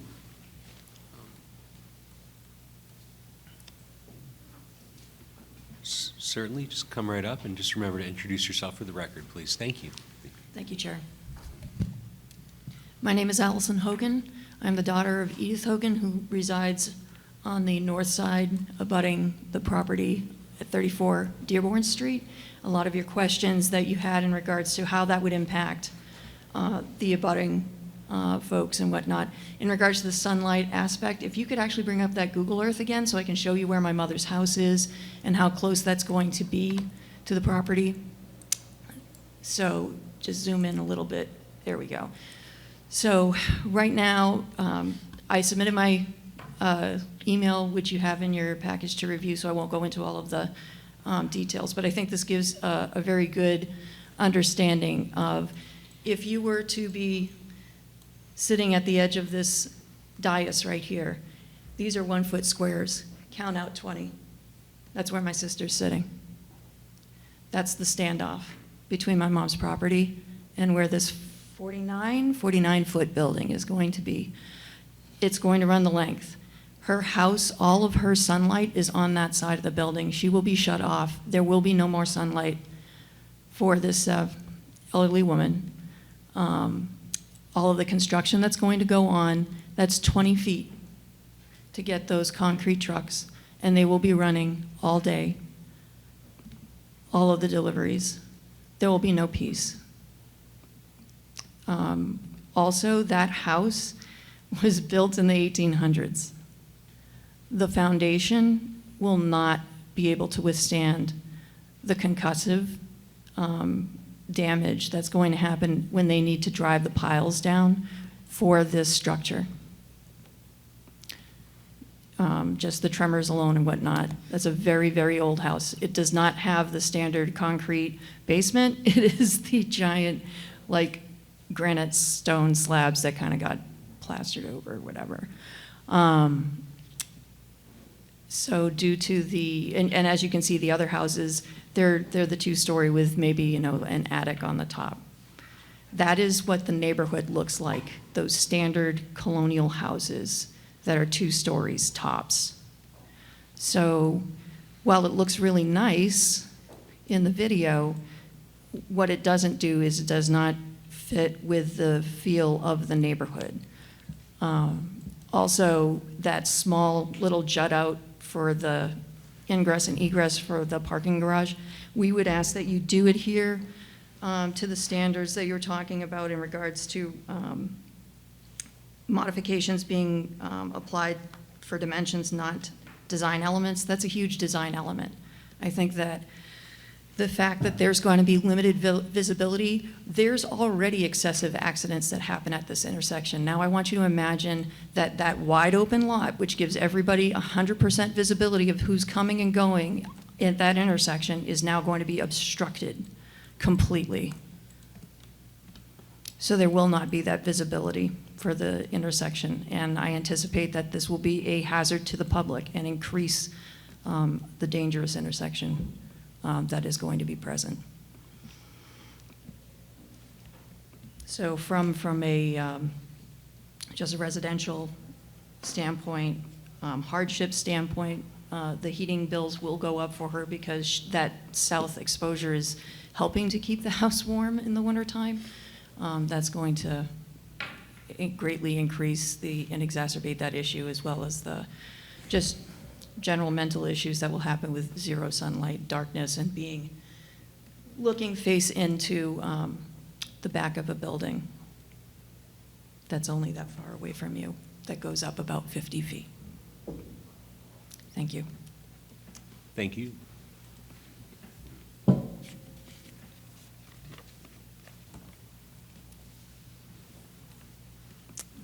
Go right ahead, please. Hi, my name's Bobby Bovair. I own Massey Plumbing and Heating and B&B Properties. We're located at 36 Otterson Street. And if this goes through, I might be co-owner of Otterson Street Towing. The concerns, I'll just mirror with what other people have already said. There is no sidewalk. My parking lot is, I do not want that liability. As far as the parking and there's a 16-unit apartment building at the end of Otterson Street in Harbor where I already have to battle with their tenants parking in my parking lot and asking them to move. When the Shaw's Plaza went in and they were putting the footings in and trying to establish that, I had repetitive damage to my property because of what pounding and things that needed to go in, damage to glass, damage to our shop. It's their right to put in a multifamily. The reason why we don't have to talk about multifamilies with 4 units and duplexes and triplexes having commercial properties in the first floor is because there's no need. And if they were talking about putting in a quadplex, a triplex, or a duplex, I don't think anybody would be sitting here having this argument. But 40 units is just too damn big. My grandfather always said when he started Massey in 1964 at 36 Otterson Street, Bobby, there's code, theory, and reality. We can argue the first 2, don't argue the last one. The reality is this is just too big. Thank you. Have a good day. Thank you.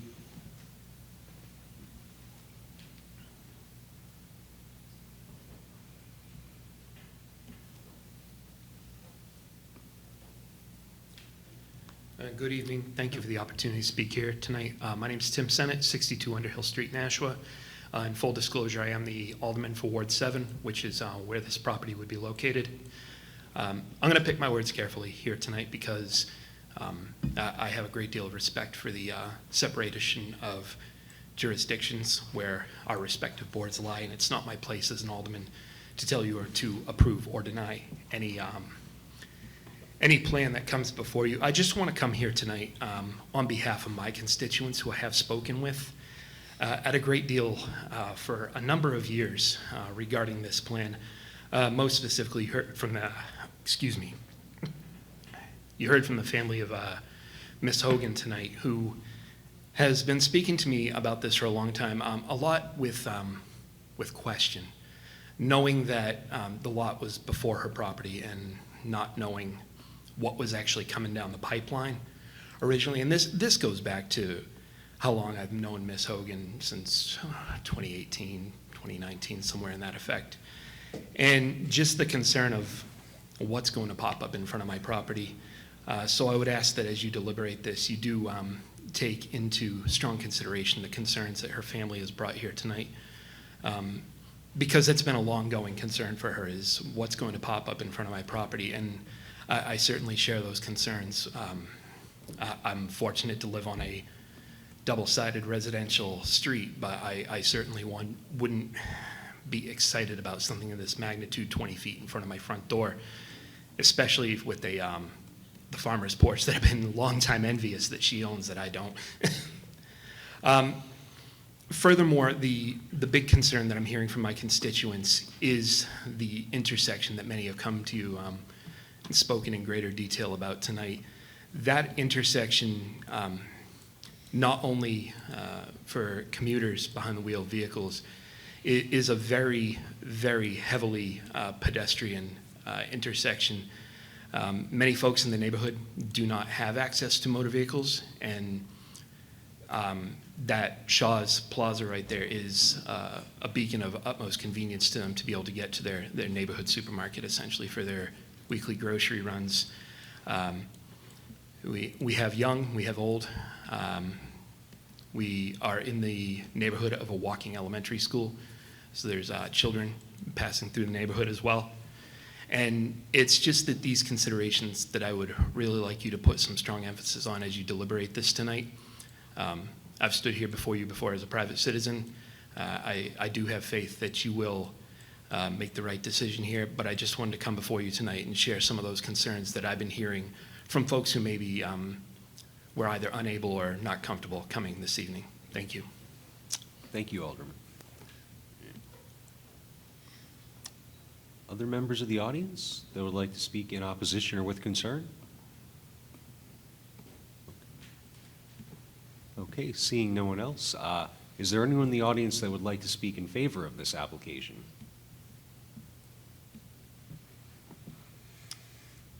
All right, seeing none, I will provide the applicant with an opportunity to respond this evening. Obviously, I think you heard the same things that we did. If you want to elect a representative, or if you want to take chances or opportunities individually.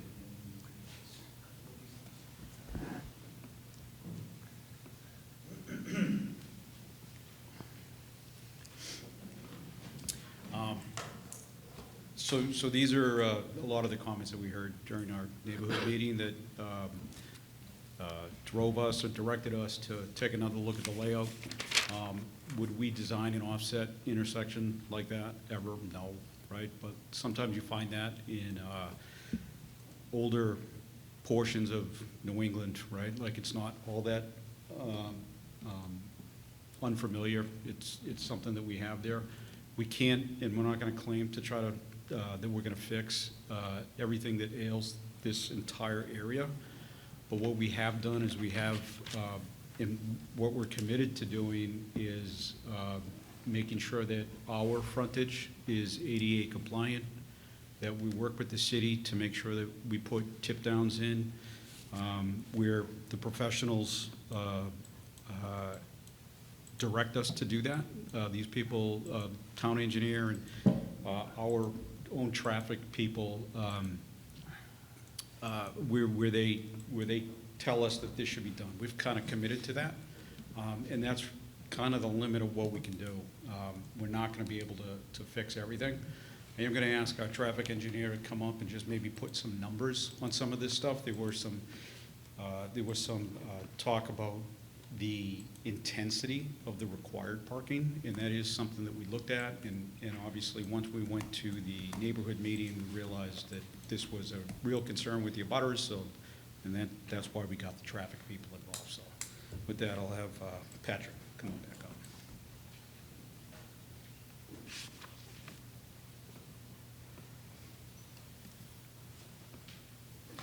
Hi, Patrick Bradley, Chapel Engineering, 201 Boston Post Road, Marlboro. So in terms of the parking, the assessment itself did not do an analysis of the required parking, but looking at ITE standards for a low-rise residential building multifamily, the standard, or the ITE value is about 36 parking spaces required by that. I believe the site plan has 32, so it is just shy of that standard, but it is not egregiously short where there'd be people parking all over the place trying to live at this residential building. Speeds was brought up again in terms of vehicles turning onto Dearborn. I was out there today, just taking hand measurements of speeds. I did notice a lot of multi-turning vehicles trying to go into the plaza, out of the plaza, a little bit of confusion there. In general, the speeds I had found on East Otterson eastbound, so that's that one-way straightaway, the average speed on the straightaway itself was about 23 miles an hour with an 85th percentile speed of 26 miles per hour. So it is, if the speed limit there is 25, the speeds, at least during this PM peak hour today, seem to be in line with that speed limit. In terms of turning vehicles, at least for the westbound approach on East Otterson, I know in our site plans we had recommended a stop line and sign there, which would help mitigate the speeds of turning vehicles from that approach, and as well as give people leaving the driveway to our site, and as well as those traveling westbound, to properly survey what's going on in terms of vehicles turning and who's where, to provide additional safety. I know the idea of bump outs is brought up before as well for the one-way approach. If those were implemented, it would also slow down vehicles, as there would be more of an encroachment of a curb rather than the wide open space they have on that one-way approach. I know in our study, we had recommended some additional signage on that one-way approach, including additional do not enter signs going toward that approach, as well as pavement arrows to really indicate that one way. In terms of crashes, just bring that up again. The query that we did for the crashes in that area were along that entire stretch of East Otterson, between like the main street and our site, and that query got us the 21 crashes over that 6-year period, which was that 3.5 crashes per year. Like I had stated, the National Police Department did not have collision diagrams or really even more details on those crashes in terms of collision type, location, timing, things like that, which would help determine crash patterns in that area. Per se, if there were a lot of angled crashes at the intersection itself, then you would see that there is potentially some issues there. We do not have that full amount of info. What I do know is that in our search, it appeared at least 8 had occurred on the far end of East Otterson near the Smokers Haven store. So a lot of crashes within that parking lot itself. I had noticed when I was out there a lot of vehicles backing out into the roadway from there. So there could be issues on that side, but in terms of our site, we are trying to provide at least some additional signage and to allow for more safety in the area. Thank you. Thank you.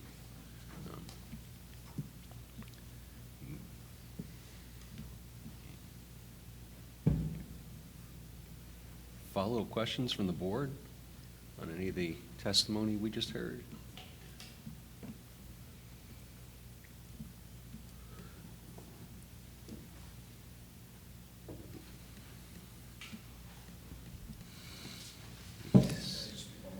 I'm sorry, actually. I didn't know the process. Thank you. That's okay, thank you.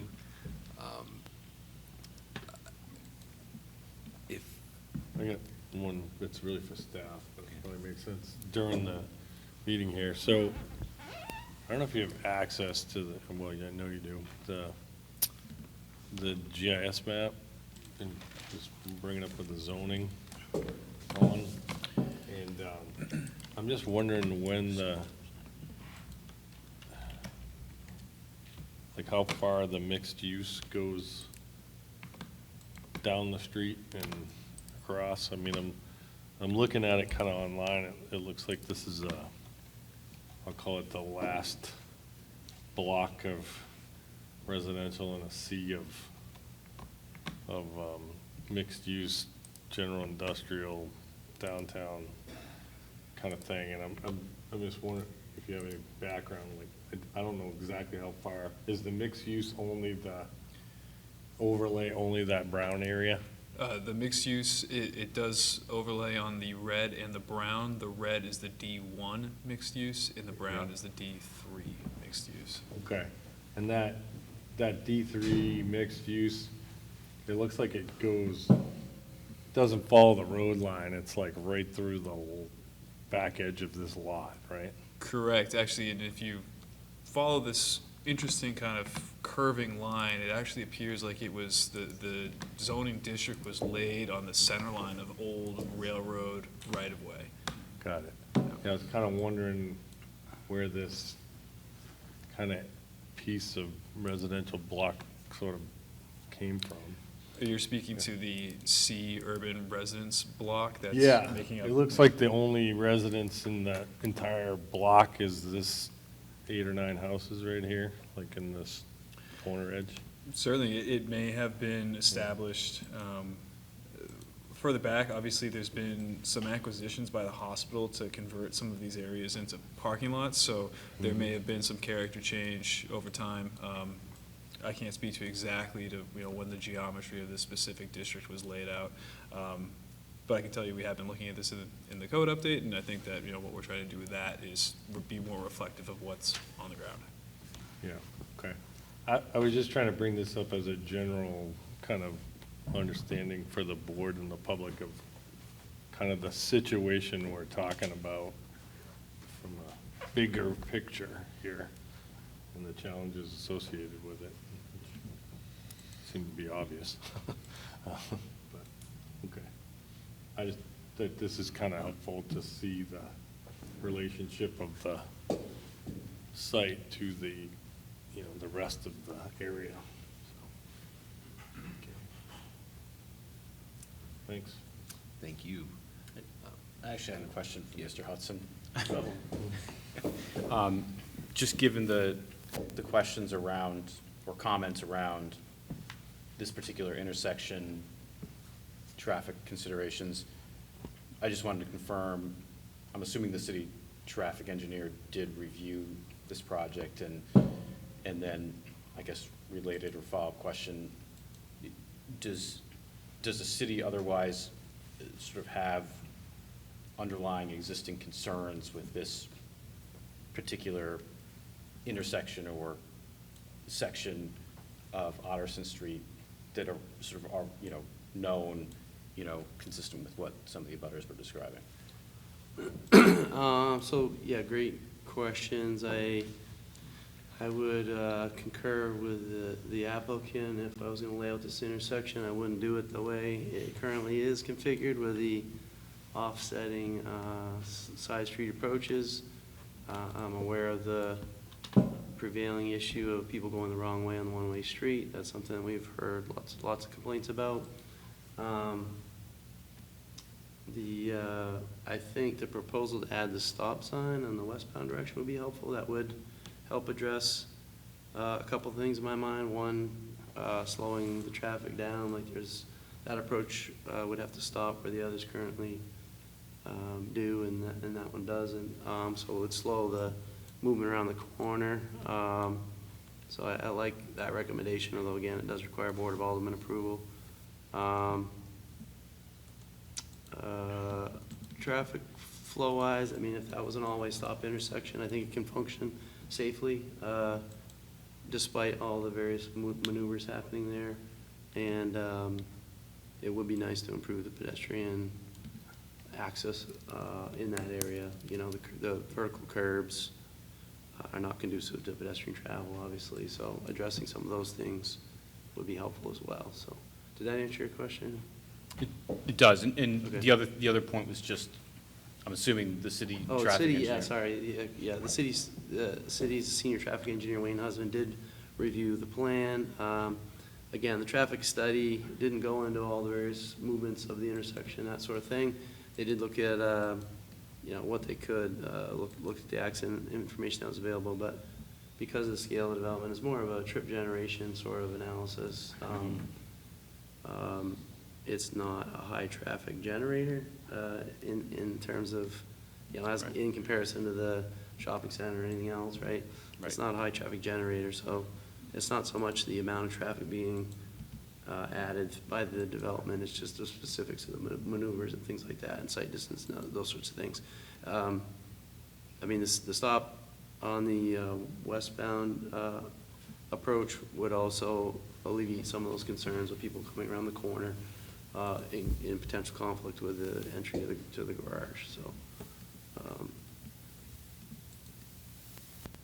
So, yeah, Wayne Husband did review it. He didn't submit separate testimony, but Joe Mendola, who issued the comment letter, he and Wayne collaborate. Comments in there, you know, traffic related are from Wayne and incorporated into the memo. All right, thank you. You're welcome. All right. Scott, please. Yeah, well, we're still in the hearing. I guess I have a question for the civil engineer. Can come up. So, can you go to the lower level plan for the garage? So, I guess when I'm looking at this now, you know, I'm wondering why the entrance to the garage needs to be on, or was chosen to be on Dearborn. Why could it, can you tell me why Yeah, it I wouldn't be mean, feasible off of Water? It would seem to me like if you, I mean, I know you got mechanicals and all those other things, but it seems like those could be moved, there could be other solutions there. So, Seems like your sight distances get longer. You don't have that intersection issue.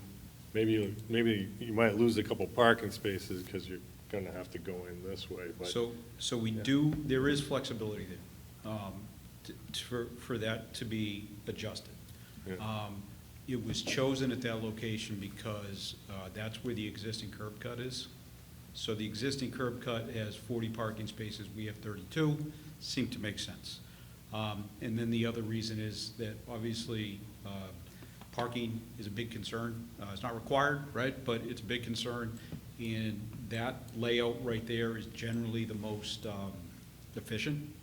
So if we did come in off of East Otterson, we might lose 2 spaces, give or take. And so that was part of the math. So between those two things, that's how it's set up. Yeah, but realistically, curb cuts could be adjusted. I mean, I Yes. understand that's a city thing that has to be negotiated. And some of the things in that lower level could potentially be moved. And to your point, there's Yes. nothing driving the parking number other than the sort of having the needs, but it's feasible that it could have come in a different direction. Yeah, so, and I think, in all honesty, if we were aware of the 50-foot separation that is required, somehow, I missed it in my office, we didn't see it until literally, I think it was last week when we got the staff report. We probably would have adjusted it so that we didn't need to request that waiver. So we do have flexibility architecturally to be able to do that. The result would be we might lose 2 parking spaces, give or take, so we go from 32 down to 30, but there's flexibility. Yeah, I would think there's also the option of sort of going in on one side and out on the other, or something, you know. Sure. There's, you know, I guess several of the exiting building concerns seem like they could potentially be improved with a different pattern going in and out of that garage to me, but, I mean, that's not something to debate here, it's just a comment of mine, so, yeah, so. That's all I had unless, okay. Is that something, again, you would be amenable to? Or, I mean, we're not trying to have a design charrette Yeah, no, I tonight, but understand. Yeah, it's a valid question. Absolutely, yeah, yeah, we're amenable to it. Great. Thank you. Mr. Hudson? I think, I don't know if this is a question for the applicant or for the staff, but I just wanted some additional information on the site suitability report. So I don't believe that was in our packet, but, you know, relative to, and I don't know if the height of the building is related to that, but it does seem out of character with the area, just in terms of height of the building potentially.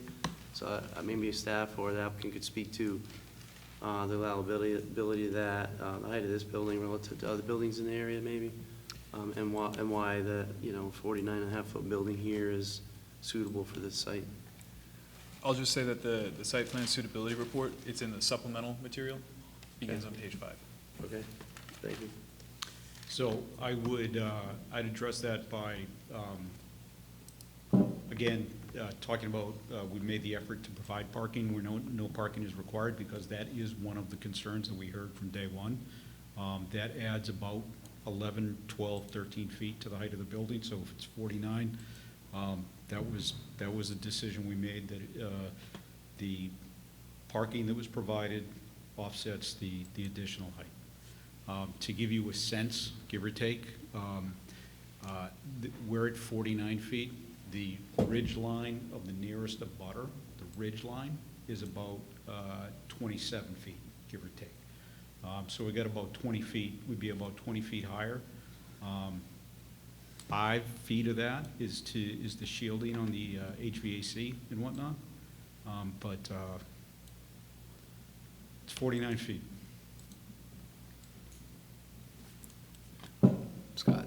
Sorry, while you're still up, talk about the foundation system here. Is it, what, have you done test pits? What's the geotech? I mean, are you expecting ledge? Nope. Are you digging in sand? So fortunately, we came early and we got a heads up that I think it was peat is something that is commonly found in town. I think it was peat, it was something. So that spurred us to do our geotech prior to. And we didn't hit any unsuitable material, which is unusual in an urban setting on a developed site.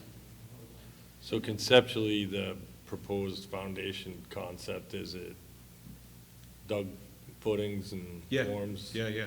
You're not anticipating blasting? Nope. You're not, there's no piles, So again, it's all like, this is, that's construction level, building permit level design.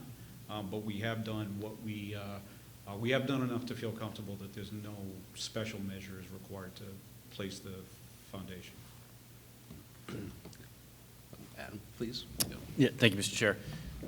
I know a couple folks too asked just like what the construction process would look like, where are vehicles going to be, how are people going to move in and out during the phase? Is there a landing area? So can you just speak to that a little bit?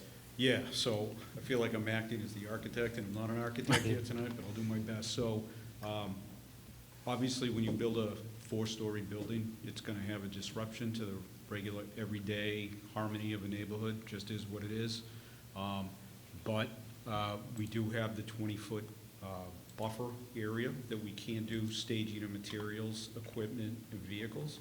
And then like any other construction project that's built in any other downtown, we'd work with the city to better understand where we may be able to stage equipment, or if we had to find a private property owner, we would do that. So at the end of the day, we would want it done as fast as possible with as little disturbance as possible, understanding that there will be disturbance when you build a 4-story building. And obviously, not to hold you to anything at all, but do you have a ballpark sense of, if you were to receive approval of everything lined up, about how long you would anticipate the construction process to take? Yeah, so we did talk about this, and this would be something that we would the architect would begin the process for developing the drawings immediately. You'd probably need 3 months for that. I don't know how long it takes to get a building permit in town here. But realistically, there's 12 months worth of construction. Maybe a little bit more, might be even as much as 15 months, give or take. Okay. And is that constrained by weather? Or Yeah, is that from yeah, start? absolutely. So that's Yeah. over multiple seasons? It could be, yeah. I mean, if we get a good winter, obviously that helps us. If we get lousy winter and we get rain like we've gotten all the time, then that impacts schedules.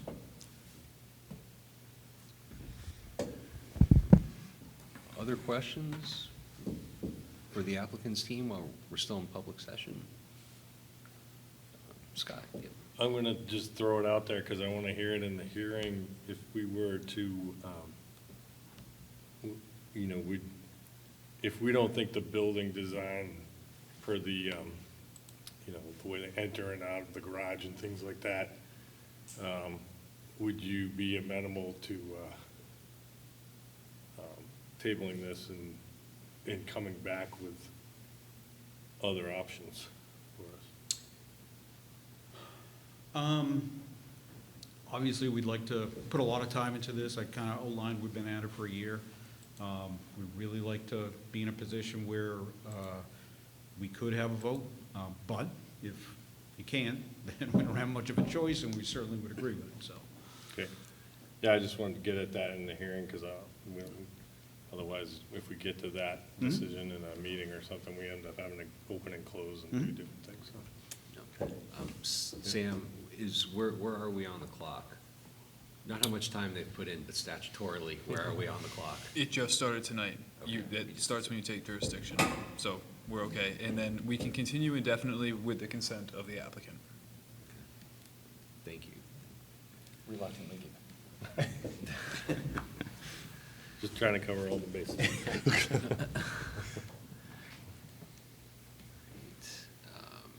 Other questions for the applicant? All right. Seeing none at this time, we'll close the public hearing and go into our deliberative session. I guess we might as well start with the question that was just asked.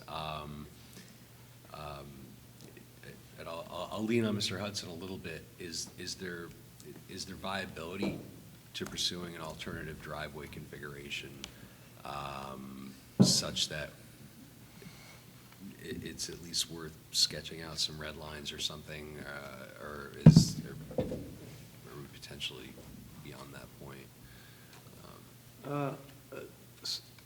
So in my opinion, the driveway location as shown is not so much of an issue to me. I think with the stop signs added, that can be an okay location. I am a little bit concerned about just the width of the entry into the garage. The point raised about two-way traffic entering. I know there was a recent development on High Street, and I know after the fact there was some challenges with the entry to that garage encountered. It sounded good on paper, but it's proven to be a little complicated. So I don't know if that would be the same case here. I don't know if the width of the entry as shown has been driven more by the internal aspects of the building that need to be there, or if it was constrained to try to maximize the separation from the intersection. I do like the idea of, kind of a one-way in, one-way out pattern. Kind of simplifies things, but that would certainly come at the expense of parking spaces in the building, which has been plenty of public testimony to the fact that there's not enough parking in this area anyway, potentially. So I don't know if that should be made a priority, coming at the expense of the parking spaces in the building, I guess would maybe be my question. So I don't know, it's kind of off the top of my head thoughts. Be welcome to hear what anybody else thinks. Scott? Yeah, so my thought, I'm concerned about the width. I'm sort of concerned about the in and the out. I'm concerned about the ability to actually do trash pickup there very efficiently.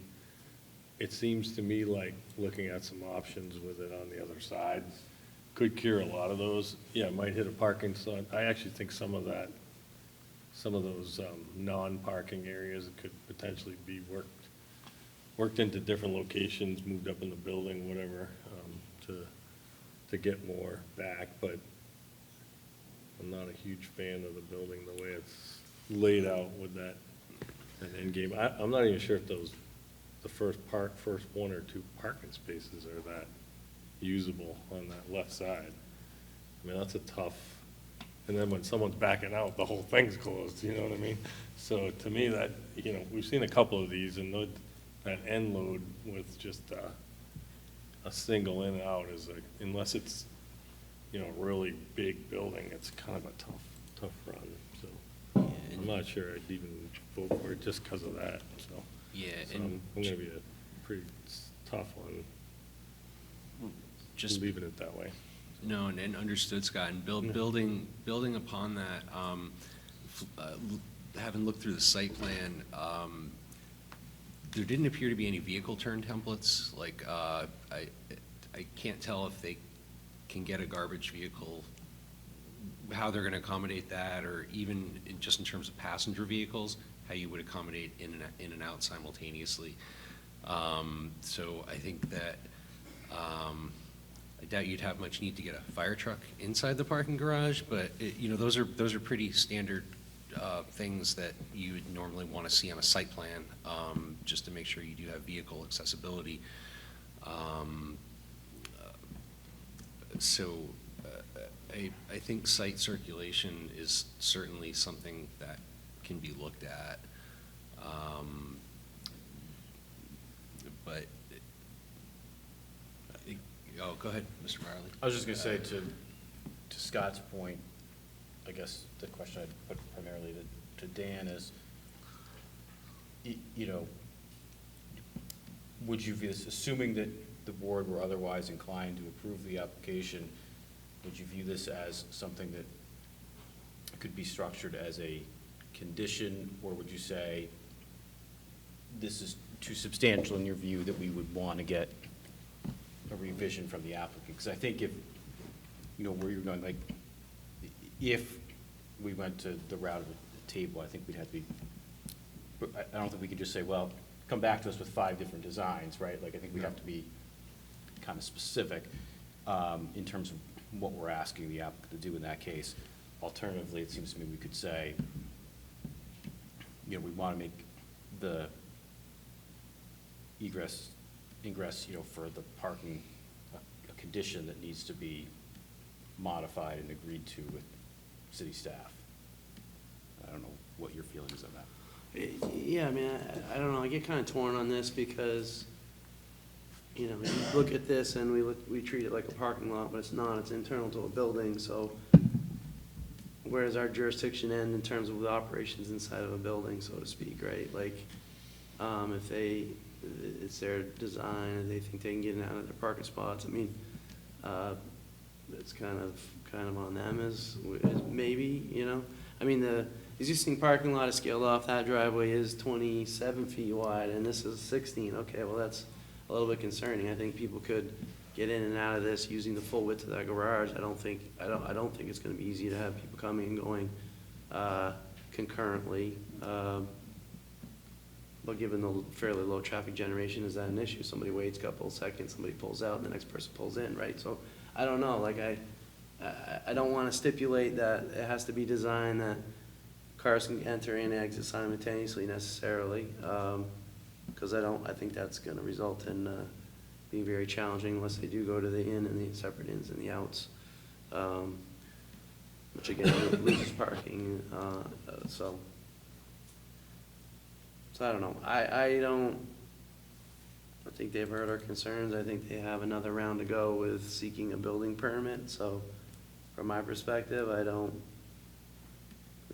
want to get into, I desire to start evaluating turning templates in and out of the garage necessarily at that level of detail for essentially what's an internal to the building issue.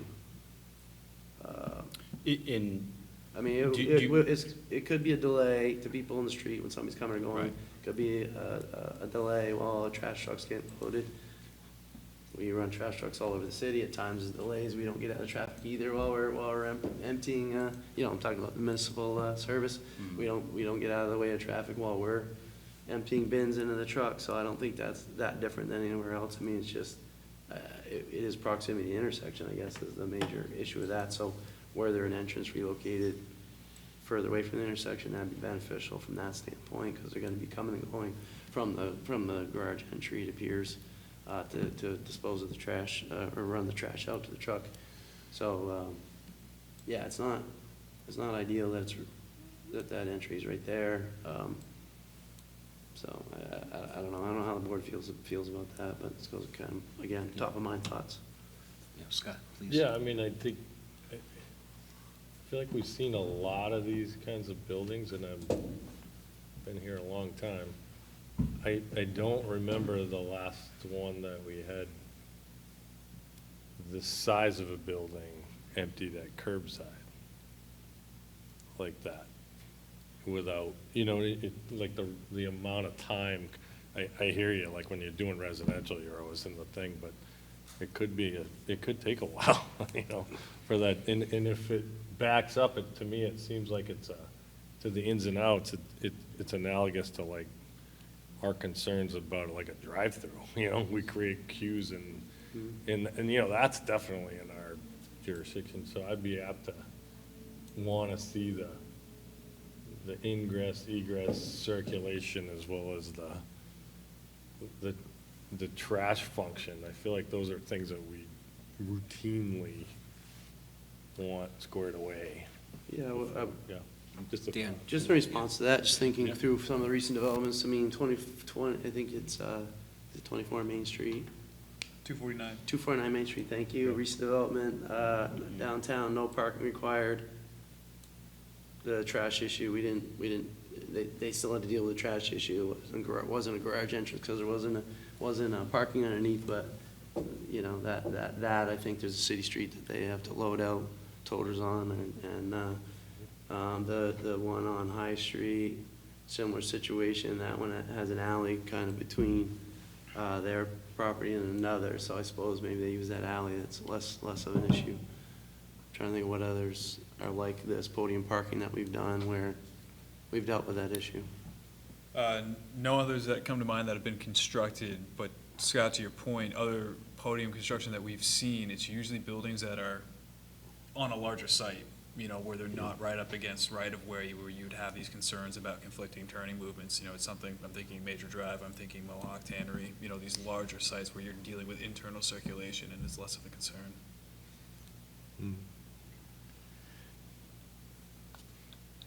I just, this is off topic, didn't realize how far along we'd gotten in time. Would the board entertain a break, a short break? We're already in deliberation. Does anyone need to stop? You good? Okay. Yeah. All right, very good then, never mind.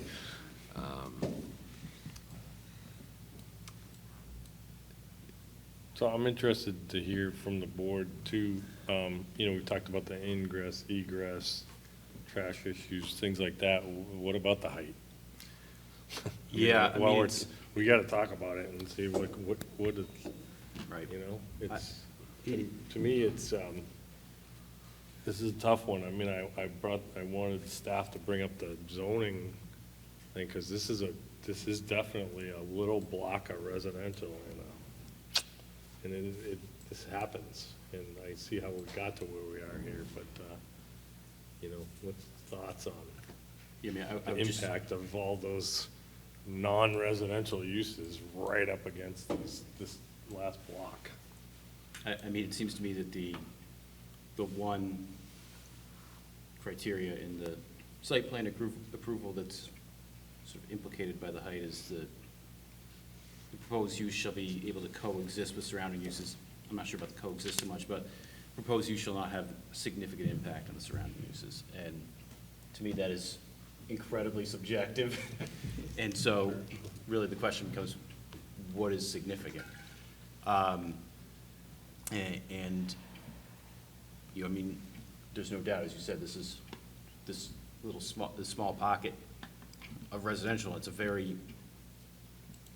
sort of a very complex intermixed neighborhood where yeah, you've got residential right here, but it's hardly a residential neighborhood. I mean, you know, they're surrounded right now by mostly a sea of parking.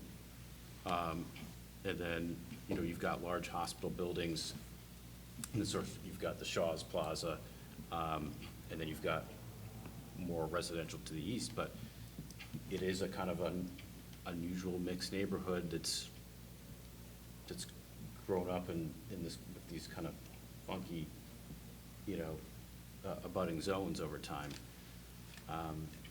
So, you know, as it relates to some of those specific, you know, residential houses right next to it, I mean, say, boy, yeah, that seems like a tall building to put up next to that. But if you look at the larger area, you know, it seems to me like it complicates the picture.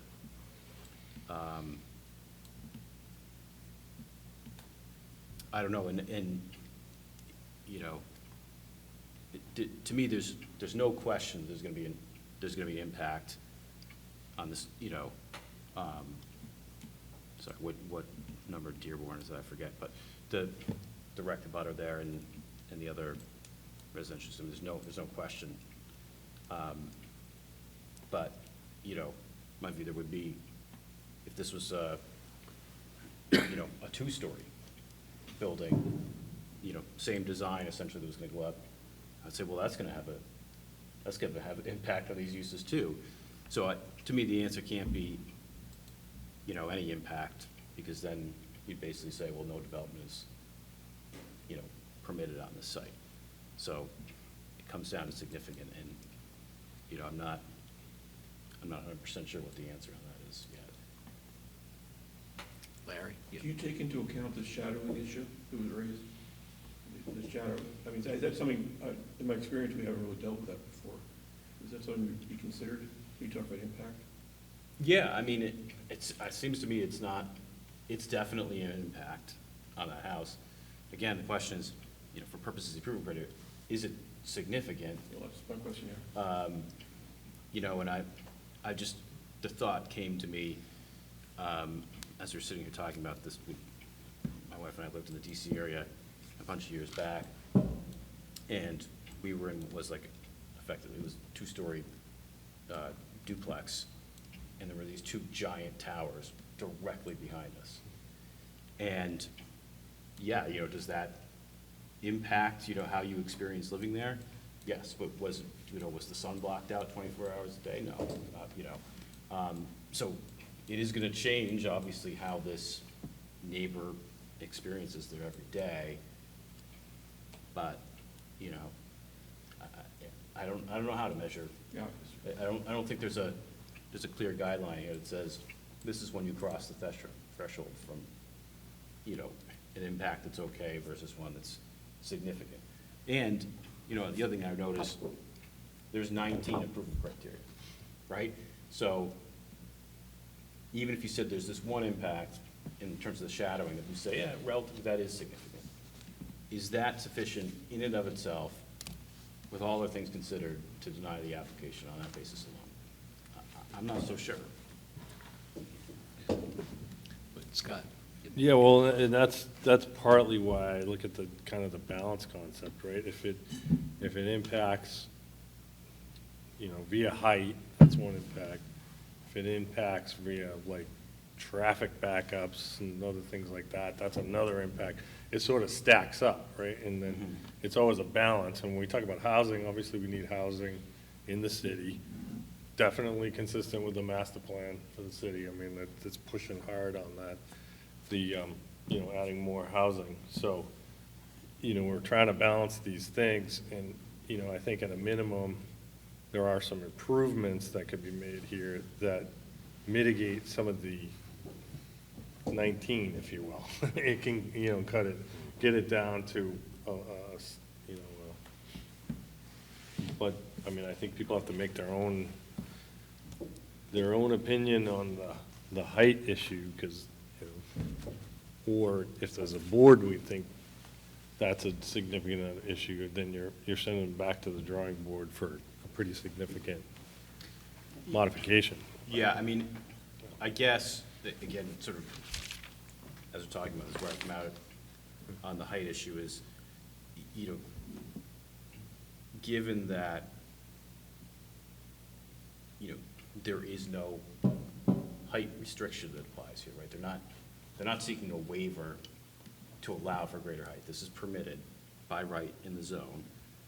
And again, Scott, I understand what you're saying, that, you know, if we said, well, it's height, and then these other 7 concerns, and they all, like you said, stack up, I think that's a totally different situation. But if we're saying it's just the height, which is allowed by the zone, and is that impact in and of itself, which is really what I think we're talking about, is sunlight exposure. I mean, that to me is the impact that would be significant if there is one. You know, from my perspective, that standing alone, in my view, wouldn't be sufficient to say, well, I'm going to deny the plan on that basis. Like, to me, there would have to be more than that. Conversely, though, one person could find that even if it's just 1 out of the 19 potentially was, you know, this is why we take individual votes, that could be prohibitive. It's not predictive. I'm just saying that could be the one thing that a board member focuses in on. All of the other points that you've just made, notwithstanding.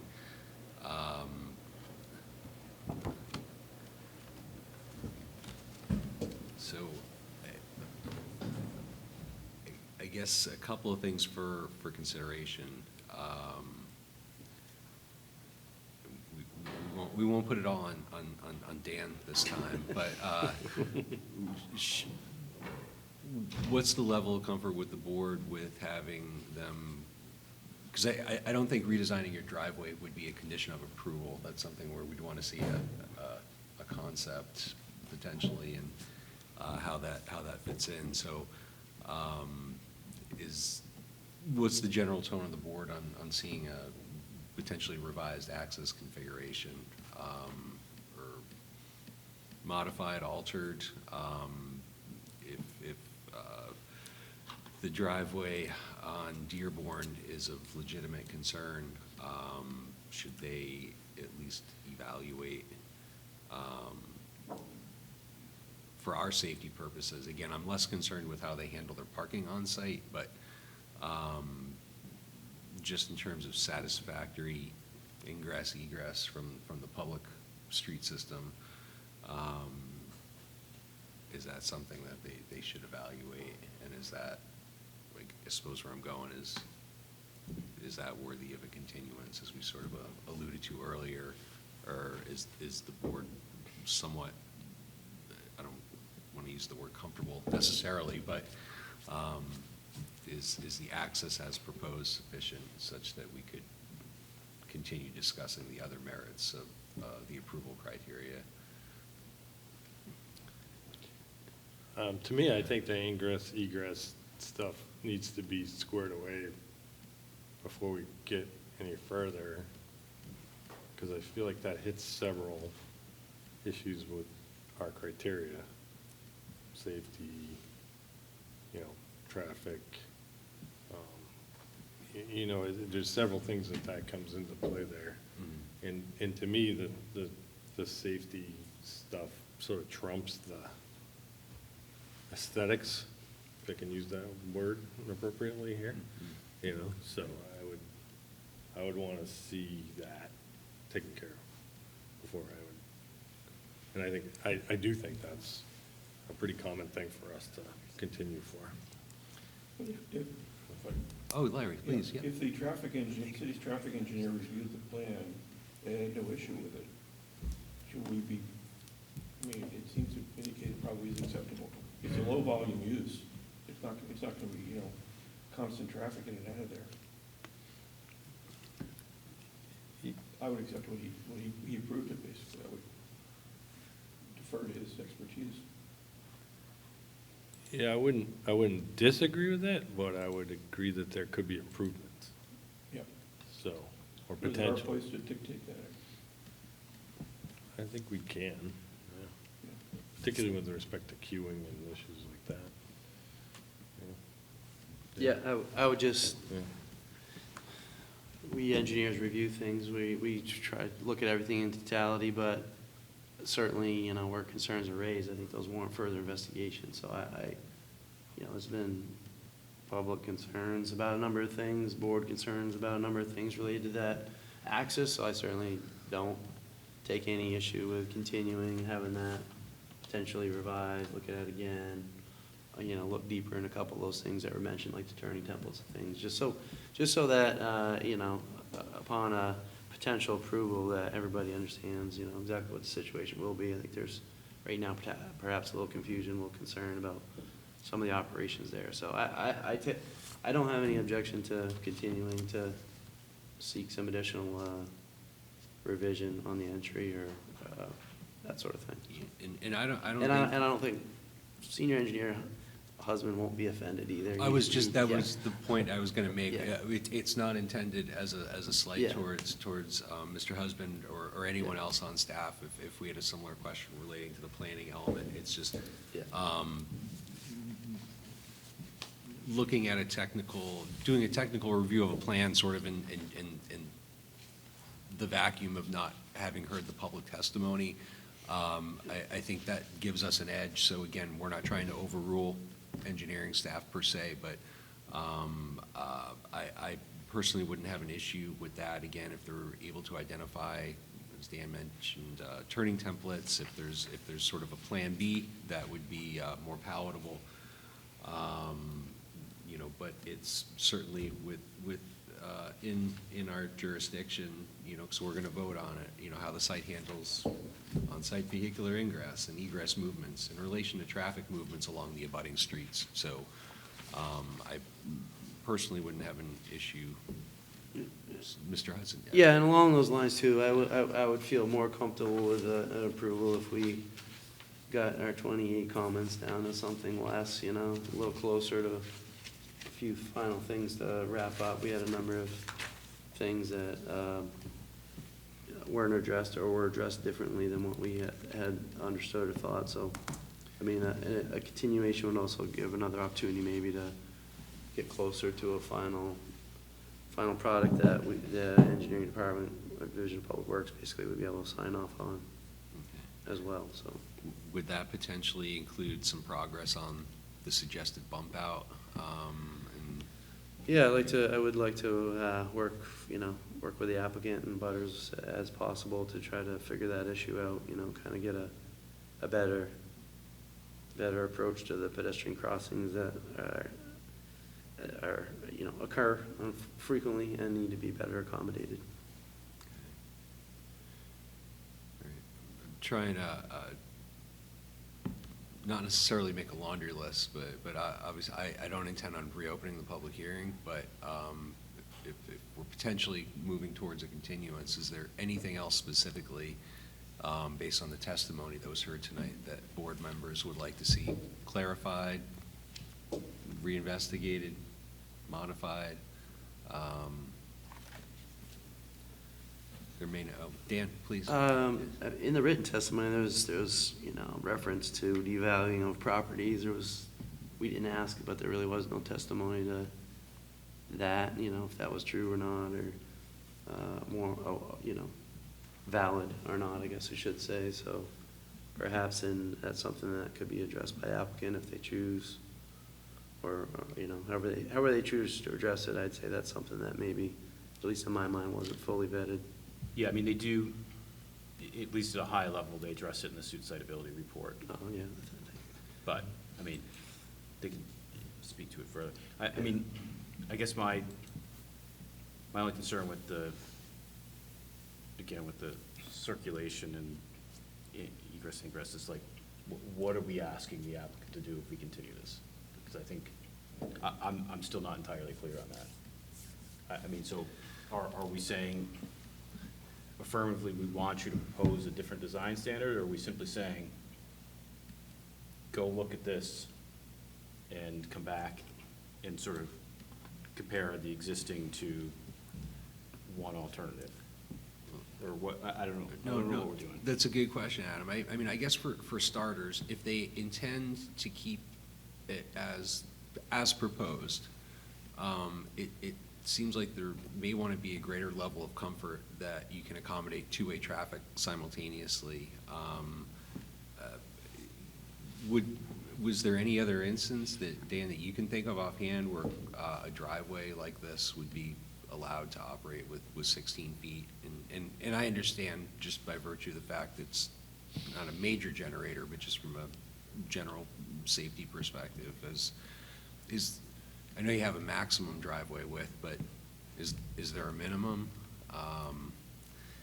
So I guess that would be the first question, do driveway modifications need to be made just based on the width from a basic safety perspective? And you don't necessarily have to answer this, but questions for the applicant going towards what Adam had just brought up. So I guess that would be question one potentially. If they want to stick with that, can they further give some demonstrable evidence, whether it's turning templates or whatnot, that can operate satisfactorily? And I guess then the next question, if it cannot, is there an alternative whereby it at least partial entering and exiting could be accommodated via Otterson Street, i.e. enter only via Dearborn? I'm not saying this is the answer, I'm just a hypothetical. Enter only on Dearborn, exit on Otterson. Is that more viable? Otterson, I would think it's straight and it's flat. The potential for sight distance is improved. I would think you'd have easier time making a turn and maneuver. But again, I'm not trying to engineer the site for them, but I'm just saying, to Mr. Varley's point, if we're asking them to relook at it, right, we should be giving them a little bit of direction, not just slap a half a dozen things against the wall and see which one we like. But I think I don't want to speak for everybody, but there seems to be a general tone on the board that the singular access on Dearborn may not be sufficient, at least as designed. Scott?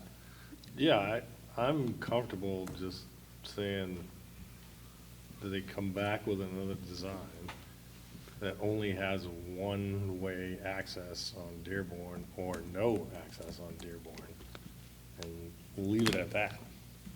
Let them figure it out from there, you know?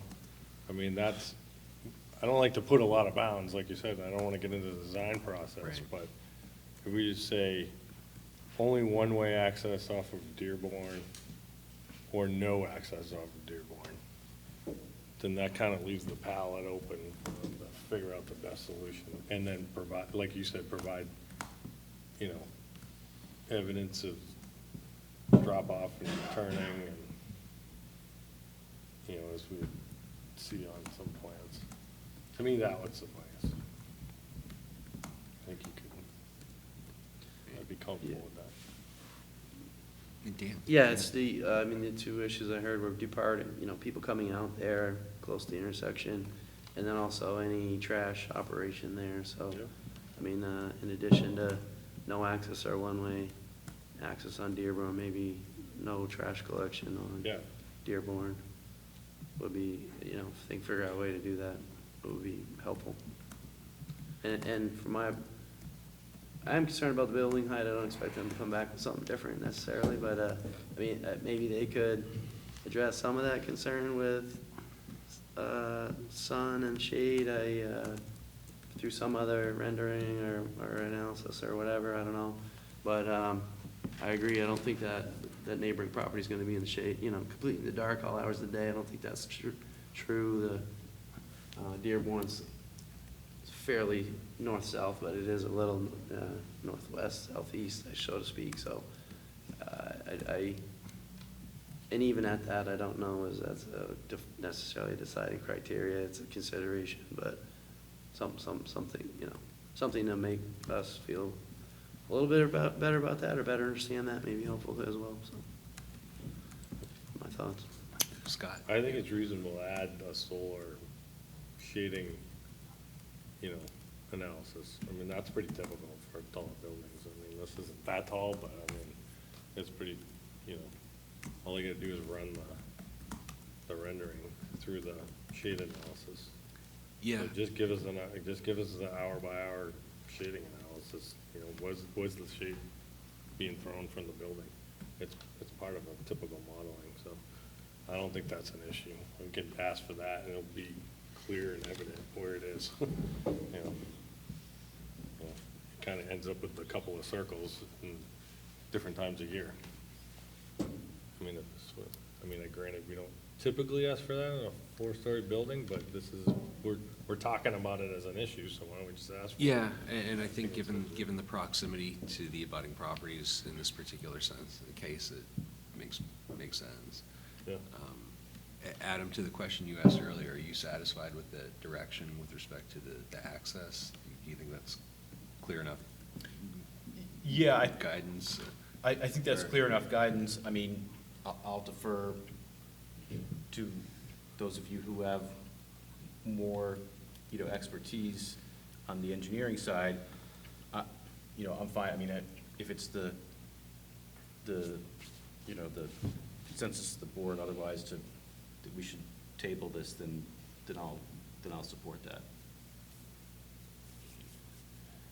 And I think if you're saying that it would be a relatively easy task for them to produce the shading analysis, then I agree that we should, if we're going to ask them to go back and do the other design element, I would have them provide that too, because I agree it then provides an objective piece of evidence rather than just saying, well, it's going to be less than, you know, because I think it would be helpful to quantify that a little bit. Sure. As long as we're developing a list, is there anything else? I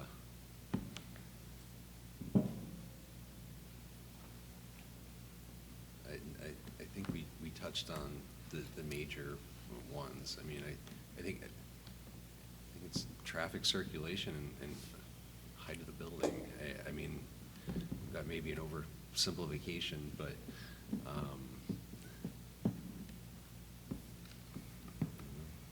other thoughts, Scott? No, I mean, I'm willing to try a motion here. Let's see if we can move it forward, so. If you're willing to do it, just quick clarification, any members of the board have any other comments, questions, concerns before we go ahead and move forward?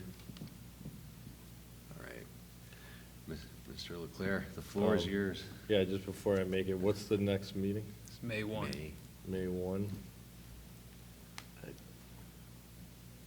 Might be longer than that, huh?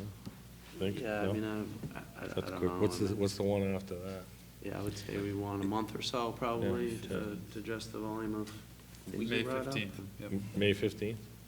All right, we can start there, and they can ask for more if they need it, so.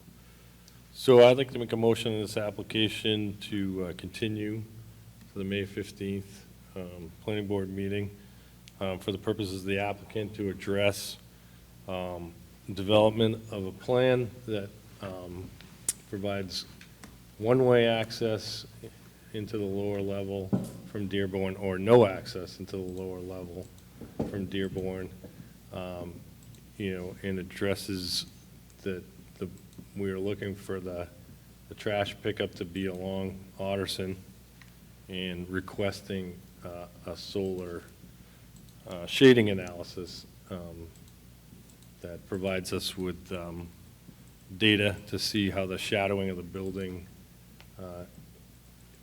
is generated throughout the day and throughout the year, specifically along the direction of Bowers and Dearborn Street. Thank you. Motion by Mr. Leclerc. Is there a second?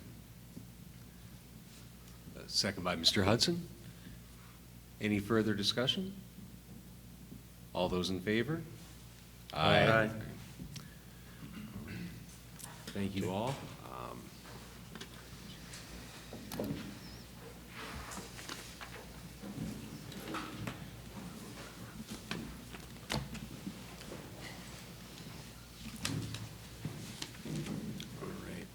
Next item on the agenda,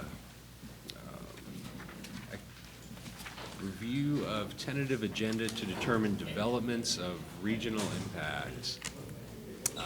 Has any member of the board an opportunity to review the upcoming projects and is willing to make a motion regarding declarations of regional impact?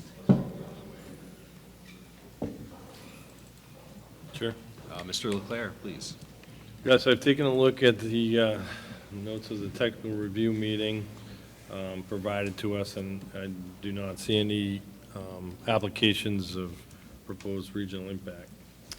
All right, thank you. Motion by Mr. Leclerc. Is there a second? Second by Mr. Green. Any further discussion? All those in favor? Aye. All right, motion passes. Next item on the agenda, under other business. Plan New Hampshire Design charrette for the Nashua Mill Yard. I expect rapid fire for these last two other business items. Absolutely. Actually, Connor, you can take as much time as you want. Capital improvement, that's gonna go quick, but it's all right, I'm just kidding. Go ahead, floor is yours. Yes, Mr. Chair. For the Plan New Hampshire Design Charrette, the Community Development Division is organizing a design charrette for the Mill Yard District, which will take place at the end of May, Friday, May 30th, and Saturday, May 31st. As part of our application with Plan New Hampshire, the organization facilitating the event, we must provide letters of support from governing boards within the community to show support for the charrette endeavor. As the body that oversees land use and development regulation, we thought it was important to get your support. Happy to answer any questions about the event itself or the process, but otherwise, that's pretty much it. Thank you, Connor. Just so the board knows, I got a little sneak preview that this was coming a couple weeks ago. It seemed like a good idea at the time. It still does. But I did want to at least put it before the board, just kind of understand what was coming up. And Sam, we got a discount, right? Is that true? They dispensed with kind of one of the major mandatory hosting fees, or I'll let you speak to that if you'd like. Yes, and there's some important background to this.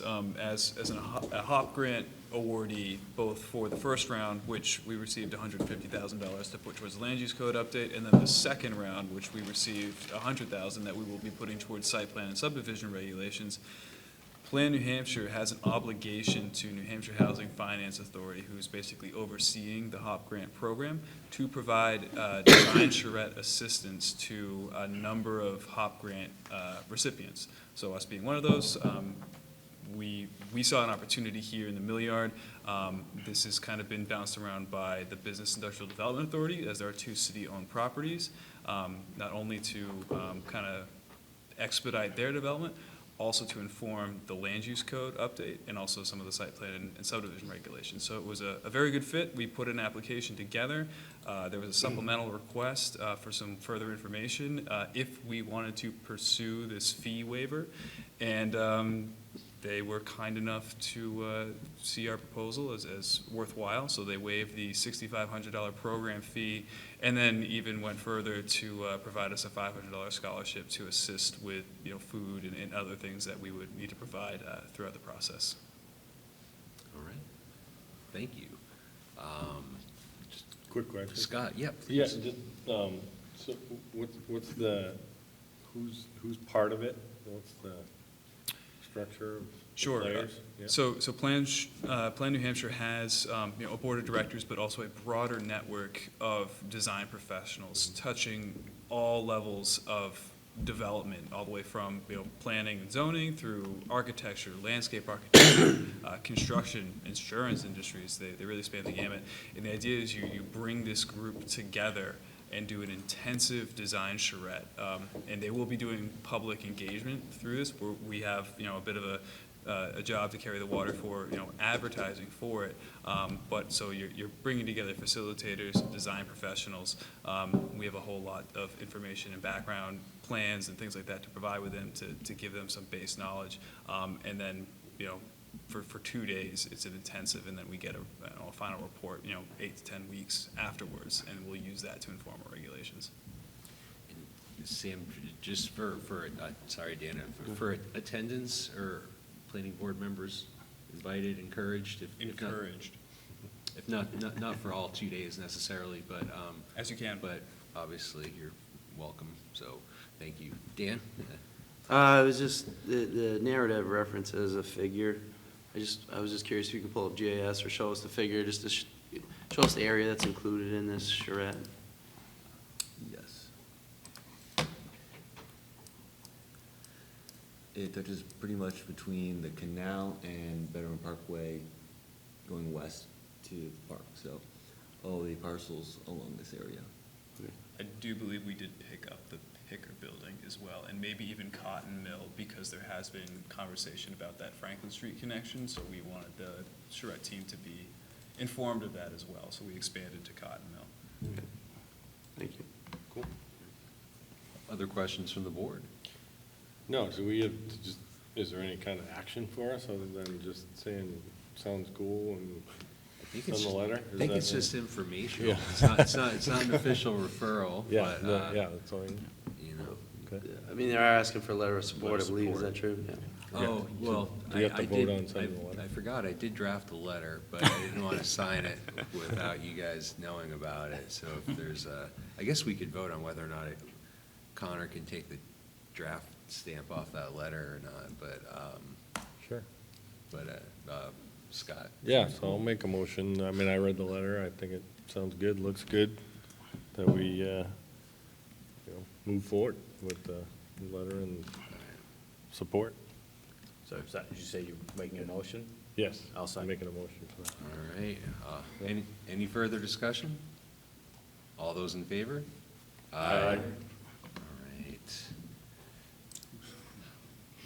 Thank you. Last item, Capital Improvement Committee. Sam, I'm guessing, would you like to Sure. give us the major bullet points? Major bullet points of CIP this year. We totally changed the rankings, which I think was long overdue.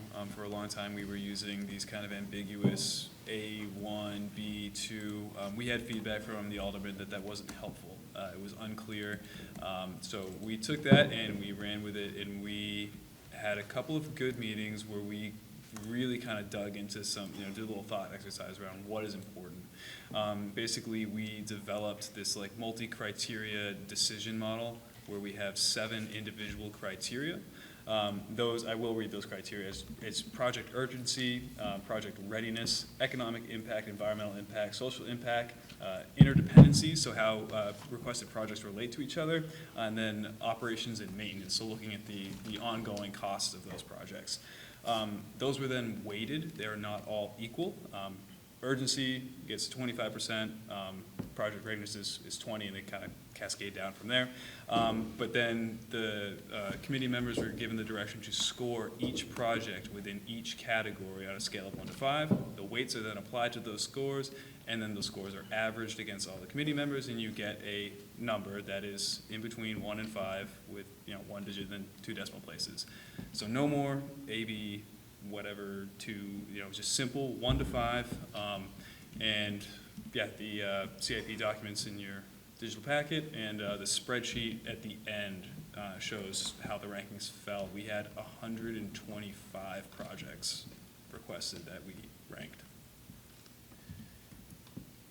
Yeah, and obviously, no project got a perfect score. Would have been a 5, and no project came close to getting the lowest possible score of 1. Overall, there could be individual projects that you may agree or disagree with, but basically the final scoring is done 2 ways on the last couple pages of the document. First by department, so you can see which, what were the top ranking projects of each department. And then finally, you can also see the total, all projects, irrespective of department, ranked in the order in which they were scored. As in years past, this document is no guarantee of funding for any of them. That goes through the meat grinder of the aldermanic process. But per city charter, this was a necessary first step. The committee was comprised, the planning board chair is chair of the capital improvement committee, under other duties as assigned. There are members from city staff, aldermanic representative. We were a little bit light in our citizen representation this year, but we did have at least one. So obviously, I'd like to open it to the board if you had any specific questions, but I do want to commend Sam and Marcia on staff. The first couple meetings we had this year, there was really an intent to kind of update and revise the scoring methodology at a minimum. So they listened to everybody spitballing, and were somehow able to turn that into a cohesive thing. And ultimately, I think CIC is it's always going to be kind of a work in progress. So I guess we'll wait till next month to see what the aldermen really think about it. But so we'll see. But anywho, that's my 2 cents. But again, Sam, thank you for everything you did on that. But I don't know, Adam, please. The only question I have is just in terms of measuring or calculating the urgency, how is that done relative to so I'm just looking at the budget book, and just as an example. I actually, Adam, I would direct your attention to the report itself, into page 8. There is a table in the report document that lays out all of the criteria, defines considerations, and then has 3 columns, one for 5, 3, and 1, and it speaks to what is a 5 for urgency, what is a 3, what is a 1. The reason we developed that was to help remove some of the subjectivity and give guidance to the committee members. And this document was, this guidance document that we developed, which includes this table, was shared with the departments. We did hold kind of informative sessions with the departments before they submitted their projects, so that they were aware of the changes, and they had an opportunity to potentially massage some of their previously submitted narratives for old projects, but also craft new ones that reflected the guidance document, so that they were really speaking to what we would be considering in urgency and the other criteria. Yeah, I guess so the reason I was asking for the budget, because it's multi-year, right? Yes. So in the current capital improvements plan, are we just measuring urgency relative to the current fiscal year? No. Well, yes, actually, yes, because so a more out-year project inherently is less urgent. Yes. Yeah, that's what, if something. So, because I was going to say, if you go out to 2030, or actually even 2028, there's huge, allocation of the requested budget to additional school projects. So presumably, the expectation is that those projects are going to become urgent, even if they're not now. So just to clarify, what we're looking at is we're saying we're not looking at whether we anticipate something becoming urgent 2 years from now. We're saying, is it urgent now? No, that it's going to be presumably scored lower for this year. Correct, yeah, and every year, projects are reaffirmed, basically, and resubmitted, and, the rankings will change, because we do have this urgency and project readiness, and as projects progress, those scores would theoretically improve. One thing that we tried to do this year, just in terms of, one of the considerations or criteria was economic impact. You may have a certain grouping of projects Airport is one where they're getting either state or federal funding. Many of the public works projects, they already have a New Hampshire DOT project number assigned to them. Economic impact was a way, I don't want to say you could skew it, but we at least considered the fact that it was not city money being spent. Like, it's obviously all still real money regardless, but you may have gotten a more favorable ranking for economic impact, say if you've already got your federal grant lined up or you've already got something in the 10-year plan. So that was something that wasn't necessarily weighted previously. So that may have elevated certain projects just by virtue of the fact that there's already non-city funds that can pay for 80 or 90% of it. So. And I will just add one thing onto that, where we simplified the funding-related information that we were seeking from departments, in that before we had asked for specificity around where is your funding coming from relative to, you know, city funds. Is it bond financing? Is it cash? I mean, a lot of these answers just they couldn't produce those answers, and so we try to simplify it. We just, are you asking for city funds in any way, shape, or form, or are you asking for, or are you bringing outside funds to the tables, be they federal grants or some other mechanism? So we kept it simple because the ad hoc process, the automatic process, they really get into project scheduling and project financing, where we're just soliciting, bringing them to the table, and then ranking the projects. Yeah, so as usual, we may have ranked something very high based on our scoring criteria. If it doesn't have a strong advocate, or again, the meat grinder, it's the aldermanic chamber sees differently, that may not get funded. Similarly, a lower scoring project, if there's a strong advocate and there's some other reason, that's not a decision we get to make. We tried to be as objective as we could based on the new scoring criteria, but it's a starting point. And again, I'm interested to hear the feedback that we do get. So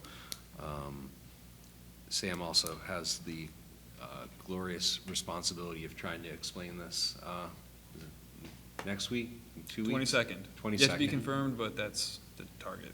All right. So we'll get to explain this to the alderman in a couple weeks. So anyway, it's my second year going through it. It's always an interesting process. So I didn't mean to belabor any particular point, but it was a little bit different this year. So I think we have a better process than we did a year ago, but we'll see how it shakes out next year. But so I think what we would be doing, Sam, again, remind me procedurally. I think we collectively, the Capital Improvement Committee is a subcommittee of the Planning Board. Therefore, I think what we'd like to do is potentially have a vote on Planning Board endorsement, full board endorsement of the capital improvement plan. And that Yes, would- essentially a favorable or unfavorable recommendation to the Board of Aldermen. Okay.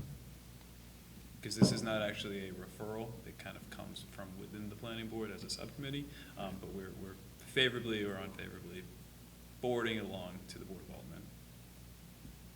All right.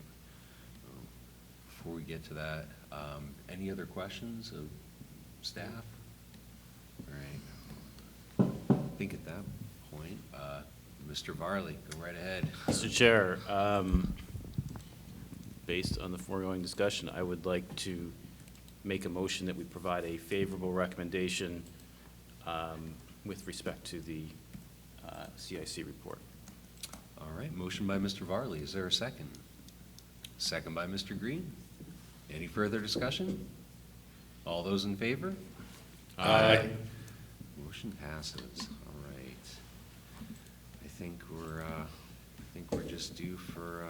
I want to note one really quick thing, because it was on our agenda, No. and then it wasn't. IZ standards, we are slightly amending a couple of things. We had obviously gotten the direction to develop a formula. We're integrating that into the document. I will say that All three of us had the privilege to go to the National Planning Conference in Denver last week, and actually, well, earlier this week, too. And there were some things that we heard from some of the sessions relative to, occupancy and some of these things that are really pertinent to the inclusionary zoning discussion. And we want to take some of that and make some amendments to the IZ standards before we bring them forward to the board for formal adoption. So just an update there. All right, thank you, Sam. All right. Who's got the adjournment motion warmed up? Move to adjourn? Motion to adjourn. All those in favor? Aye. Aye. All right. We are adjourned at 9:55.